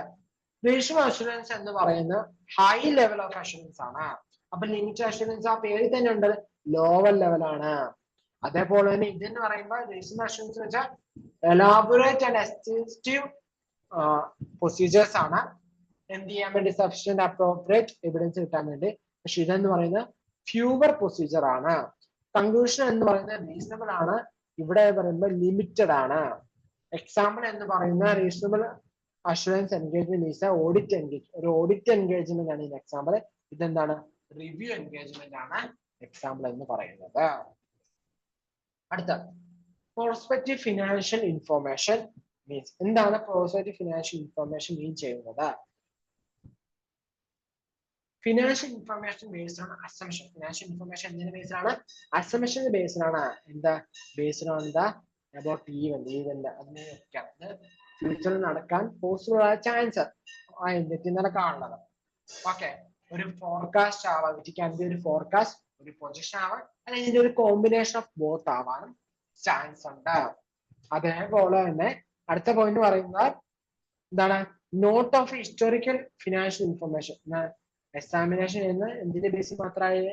Not in the financial information. Examination is not of historical financial information.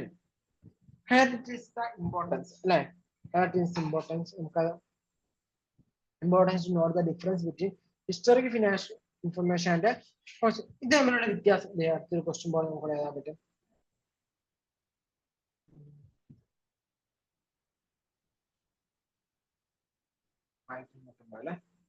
Historical financial ഇൻഫർമേഷന്റെ വ്യത്യാസവും അതേപോലെ തന്നെ പ്രോസ്പെക്റ്റീവ് ഫിനാൻഷ്യൽ ഇൻഫർമേഷന്റെ തമ്മിലുള്ള വ്യത്യാസം എന്താണ് എന്ന് നോക്കിക്കഴിഞ്ഞാൽ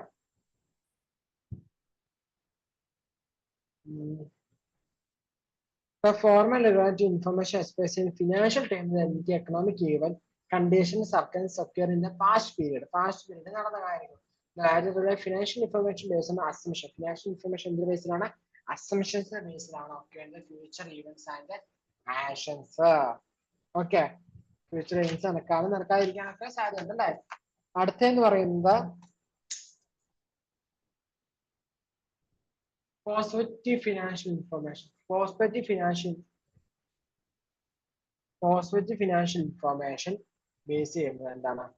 സഫീഷ്യന്റ് ആയി എവിഡൻസ് ഇറ്റ് ചെയ്യാൻ ഫ്യൂച്ചർ ഓറിയന്റഡ്. എന്താണ്? ഫ്യൂച്ചർ ഓറിയന്റഡ് ആയിട്ടാണ് പ്രോസ്പെക്റ്റീവ് ഫിനാൻഷ്യൽ ഇൻഫർമേഷൻ പോകുന്നത്. അതേപോലെ തന്നെ therefore not in the position to express an opinion whether the results shown in the positive financial information express ചെയ്യുന്നത്. അതേപോലെ തന്നെ വരുമ്പോ അപ്പൊ നമ്മള് എന്ത് ചെയ്യും, ഇടയ്ക്ക് ഒരു മെസ്സേജ് വന്നാണ്. ഓക്കെ, വിൽ ബി അച്ചീവ്ഡ് അല്ലേ, നമ്മൾ അവിടെ ഒന്ന് പറഞ്ഞു നിർത്തിയത്. Partition provide a report assuring that nothing has been come to partition adjustment. So this assumption do not provide a reasonable assurance. Okay.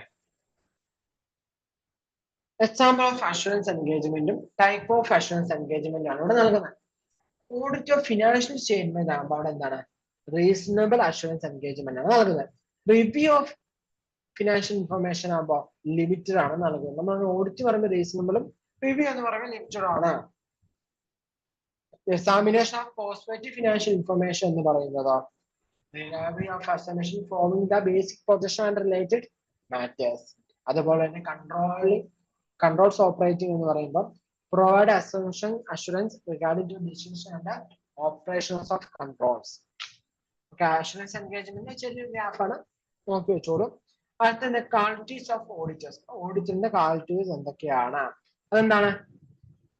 Talk, course, farmer, good tempered, അതേപോലെ ഇന്ത്യയായിട്ട് discreet judgement, patient care, ഹെൽനെസ്, liberties of the qualities which may audit which are. അത് നമുക്ക് detail ആയിട്ട് പിന്നീട് പഠിക്കാം കേട്ടോ. Okay, അവിടെ നമുക്ക് engagement and quality control statement ഇത് നമുക്ക് നോക്കാം. എന്താണ് എൻഗേജ്മെന്റ് ക്വാളിറ്റി കൺട്രോൾസ്, അത് ഏതൊക്കെയാണ് എന്ന് നോക്കാം. അത് വരുമ്പോൾ നമുക്ക് ഇതാണ് എന്തൊരു ICA കളക്റ്റീവ് ആയിട്ട് എൻഗേജ്മെന്റ് സ്റ്റാൻഡേർഡ്സ് എന്തൊക്കെയാണുള്ളത്. നമുക്ക് 4 ഉള്ളത്. നമുക്ക് പഠിക്കാം. എന്താ സ്റ്റാൻഡേർഡ് ഓഫ് അക്കൗണ്ട് അല്ലെങ്കിൽ SA, അതേപോലെ തന്നെ standards on review engagement SRE. Okay, അതുപോലെ standard on assurance engagement SAE, അതുപോലെ സ്റ്റാൻഡേർഡ് ഓൺ റിലേറ്റഡ് എന്താണ് standard on related service SRS. ഇങ്ങനെ ഈ 4 ഇപ്പൊ നമുക്ക് എന്തൊക്കെയാണ് നമുക്കുള്ള SA സ്റ്റാൻഡേർഡ്സ് ഓൺ ഓഡിറ്റിംഗ്, അതുപോലെ SRE standards on review engagement, അതുപോലെ SAE standards on assurance engagement, അതുപോലെ തന്നെ SRS standard on related services. Okay, ഇത്ര കാര്യങ്ങളാണ് നമുക്ക് എൻഗേജ്മെന്റ് ആൻഡ് ക്വാളിറ്റി കൺട്രോൾ നോക്കാനുള്ളത്. ഇനി ഇതിൽ ഓരോന്നിനും ഓരോ പോയിന്റ് വീതം നമുക്ക് പറയാം. Standards on auditing, standards on auditing വെച്ച് കഴിഞ്ഞാൽ ഇത് അപ്ലൈ ചെയ്യുന്നതാണ് audit of financial statement by the independent auditor ആണ് നോക്കുന്നത് അല്ലെ. ഇതെന്ന് പറയുന്നത് എന്താണ്, high quality of benchmark ആണ്. ഓക്കെ, ഇത് നിങ്ങൾ എന്ത് ചെയ്യേണ്ട, ഇപ്പൊ പഠിക്കേണ്ട ആവശ്യമില്ല. നമ്മൾ ഓരോ ചാപ്റ്റേഴ്സ് പഠിക്കുമ്പോൾ ഓരോ എക്സസൈസ് പഠിക്കുമ്പോൾ നമുക്ക് ഓട്ടോമാറ്റിക്കലി എക്സസൈസിന് എക്സാമ്പിൾ എഴുതാൻ പറ്റും. ഇനി അത് മാത്രമല്ല ഞാൻ ആലോചിക്കുന്നുണ്ട്, എക്സസൈസ് മൊത്തമായിട്ട് നമുക്കൊരു പേജ് തന്നാലോ. നിങ്ങൾക്ക് അതിന്റെ അഭിപ്രായം താരൊന്ന് കമന്റ് ചെയ്യാം കേട്ടോ. അങ്ങനെ വേണമെങ്കിൽ ഞാനൊരു വീഡിയോ എക്സസൈസ് മാത്രമായിട്ടും അതുപോലെ തന്നെ നമുക്ക് ടെസ്റ്റ് തന്നെങ്കിൽ എക്സാമ്പിൾസ് ഉള്ള SRE, SRS, SAE അതൊക്കെ നമുക്ക് എന്ത് ചെയ്യാം ഒന്ന് വെക്കാം. അതാണ് standard review engagement. Review engagement നമുക്ക് എന്താ review of financial statement. Review of financial statement lower than provided by the audit. Ordering അതുപോലെ തന്നെ പ്യുവർ പ്രൊസീജിയർ ആണ്. ഓക്കെ, ഇത്ര കാര്യങ്ങളൊക്കെ. പിന്നെ ഞാൻ എക്സാമ്പിൾ എക്സാമ്പിൾ പഠിച്ചാൽ നല്ലത്, പഠിച്ചില്ലെങ്കിൽ ഓക്കെ കുഴപ്പമില്ല, നമുക്ക് വേണമെങ്കിൽ നമുക്ക് ഒന്നിച്ചൊരു ഷീറ്റാക്കി നോക്കാം. അതുപോലെ standard assurance engagement SAE. SA എന്ന് വെച്ച് കഴിഞ്ഞാൽ മാറ്റേഴ്സ് അതർ ദാൻ ഹിസ്റ്റോറിക്കൽ. എന്താണ് matters other than historical financial information വെച്ചാണ് എന്ത് അഷുറൻസ് എൻഗേജ്മെന്റ് വരുന്നത്. To provide assurance regarding to no financial matters like design, operation, then controls in the entity. It does not include audit or review historical. In audit or review engagement and assurance engagement separate. This is known as standard assurance engagement. Example relative service. Relative service agreed upon the procedure regard to financial information base. Preparation and presentation of historical financial information without obtaining assurance on that information. Therefore, not an assurance engagement and non-opinion is being expressed. SQC, standard on quality controls അല്ലെ, standards on quality controls apply for all service, നമുക്ക് എല്ലാ സർവീസിനും quality control അല്ലെ. നോക്കാം for the conduct audit and review historical information, historical financial information ആണ് എന്തൊക്കെ audit review conduct ചെയ്യാനായിട്ട്. For other insurance മറ്റുള്ള അഷുറൻസിനും റിലേറ്റഡ് സർവീസ് എൻഗേജ്മെന്റിനും ക്വാളിറ്റി കൺട്രോൾ ആണ് അല്ലെ. Quality control for the conduct of audit, quality control എന്തിനാണ്, കണ്ടന്റ് ഓഫ് ഓഡിറ്റ് റിവ്യൂ ഉണ്ട്, അതേപോലെ തന്നെ അൺഫോർ, അത് കൂടാതെ അതർ അഷുറൻസ് റിലേറ്റഡ് സർവീസ് ഒക്കെ എല്ലാത്തിനും തന്നെ. അതുപോലെ തന്നെ comply with professional standards and reverse legal statement report issued by appropriate. Okay. ഈ why are standards are needed? എന്തിനാണ് സ്റ്റാൻഡേർഡ്സിന്റെ ആവശ്യകത? ഓക്കെ, എന്താണ് സ്റ്റാൻഡേർഡിന്റെ ആവശ്യകത നമ്മൾ നോക്കാം. Standards carried by audit bench mark അല്ലെ, ഒരു ബെഞ്ച് മാർക്കിന്റെ ആവശ്യകത അല്ല. ഇപ്പൊ standards ensure carry out the bench mark as per the global practice. അപ്പൊ ബെഞ്ച് മാർക്കാണ്. രണ്ടാമത്തെ standard invoice quality of financial report helping the users to ഡിലൈൻ സർവീസ്. അപ്പൊ standard invoice quality of financial reporting എന്തിനാണ്, helping the users to declare the decisions എടുക്കാൻ. അതുപോലെ തന്നെ promote the uniformity, എല്ലാം ഓഡിറ്റ് ചെയ്യുമ്പോൾ എല്ലാവരും ഓഡിറ്റ് ചെയ്യുന്ന ഒരേപോലെ ആണെങ്കിൽ നമുക്ക് കമ്പയർ ചെയ്യാൻ പറ്റുള്ളൂ. വ്യത്യസ്തമായി എനിക്ക് തോന്നിയ രീതി ഞാൻ നിങ്ങൾക്ക് തോന്നിയ രീതി നിങ്ങൾ ഓഡിറ്റ് ചെയ്ത് വെച്ചാൽ അതിന്റെ പൊസിറ്റീവ് ഒക്കെ വെച്ച് കഴിഞ്ഞാൽ മനസ്സിലാക്കാൻ പാടല്ലേ. അപ്പം ക്യാരക്ടർ ദ സ്റ്റാൻഡേർഡ്സ്, അതുകൊണ്ടാണ് സ്റ്റാൻഡേർഡ്സ്. അതുപോലെ തന്നെ professional accounts with professional knowledge and skill, ഒരു പ്രൊഫഷണൽ നോളജും സ്കിൽസും ഉണ്ടായിരിക്കണം അല്ലെ, പ്രൊഫഷണൽ നോളജ് ആൻഡ് സ്കിൽസ്. അതുപോലെ തന്നെ എൻഷുർ ദ ഓഡിറ്റ് ക്വാളിറ്റി നമ്മൾ എൻഷുർ ചെയ്യണം. ഇനി എന്തൊക്കെയാണ് ഇതിന്റെ ഡ്യൂട്ടീസ് അല്ലെ, duties in relation to engagement and quality control of standards. അതിന്റെ ഉള്ള ഡ്യൂട്ടീസ് എന്തൊക്കെയാണ്? Duties of professional accountant to see standards are followed in engagement under by them. Professional accountants see standards follow ചെയ്തിട്ടാണ് engage ചെയ്തേക്കണേ. അതുകൊണ്ട് തന്നെ ineffectively alternative procedures performed achieve the purpose for the return procedures അതിനു വേണ്ടി ഉള്ള users.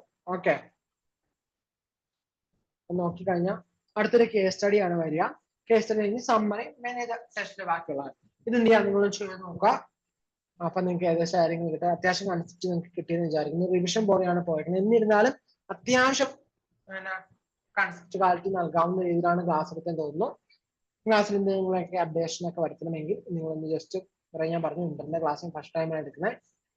അതും നമ്മൾ ഒരു പരീക്ഷണാർത്ഥം നോക്കി 20 ദിവസം കൊണ്ട് എല്ലാ 3 വിഷയവും തീരുമോ നോക്കണം കേട്ടോ. അപ്പം മാക്സിമം സപ്പോർട്ട് ചെയ്യാൻ നിങ്ങളുടെ സുഹൃത്തുക്കളും ഫാമിലിക്ക് സുഹൃത്തുക്കൾക്ക് എന്ത് ചെയ്യുക, വീഡിയോ ഷെയർ ചെയ്ത് കൊടുക്കുക. റിവിഷൻ ടൈമിൽ വെച്ച ഒരു സപ്പോർട്ടാകും. സെപ്റ്റംബറിന്റെ 2024 സെക്കൻഡ് എക്സാമിനുള്ള ക്ലാസ്സസ് ആണ് കേട്ടോ. ഓക്കെ, നമുക്ക് അടുത്ത ക്ലാസ്സിൽ കാണാം. അപ്പം ചാനൽ സബ്സ്ക്രൈബ് ചെയ്യുക, കമന്റ് ചെയ്യുക കേട്ടോ. അതുപോലെ തന്നെ ഈ കമന്റില് നമ്മളെ എസ്സേ ഒന്ന് ടൈപ്പ് ചെയ്യുന്ന നല്ലതായിരിക്കും. നമ്മൾ ഈ ചാപ്റ്റർ റിക്കഗ്നൈസ് ചെയ്യാനൊക്കെ കേട്ടോ. Okay, see you later.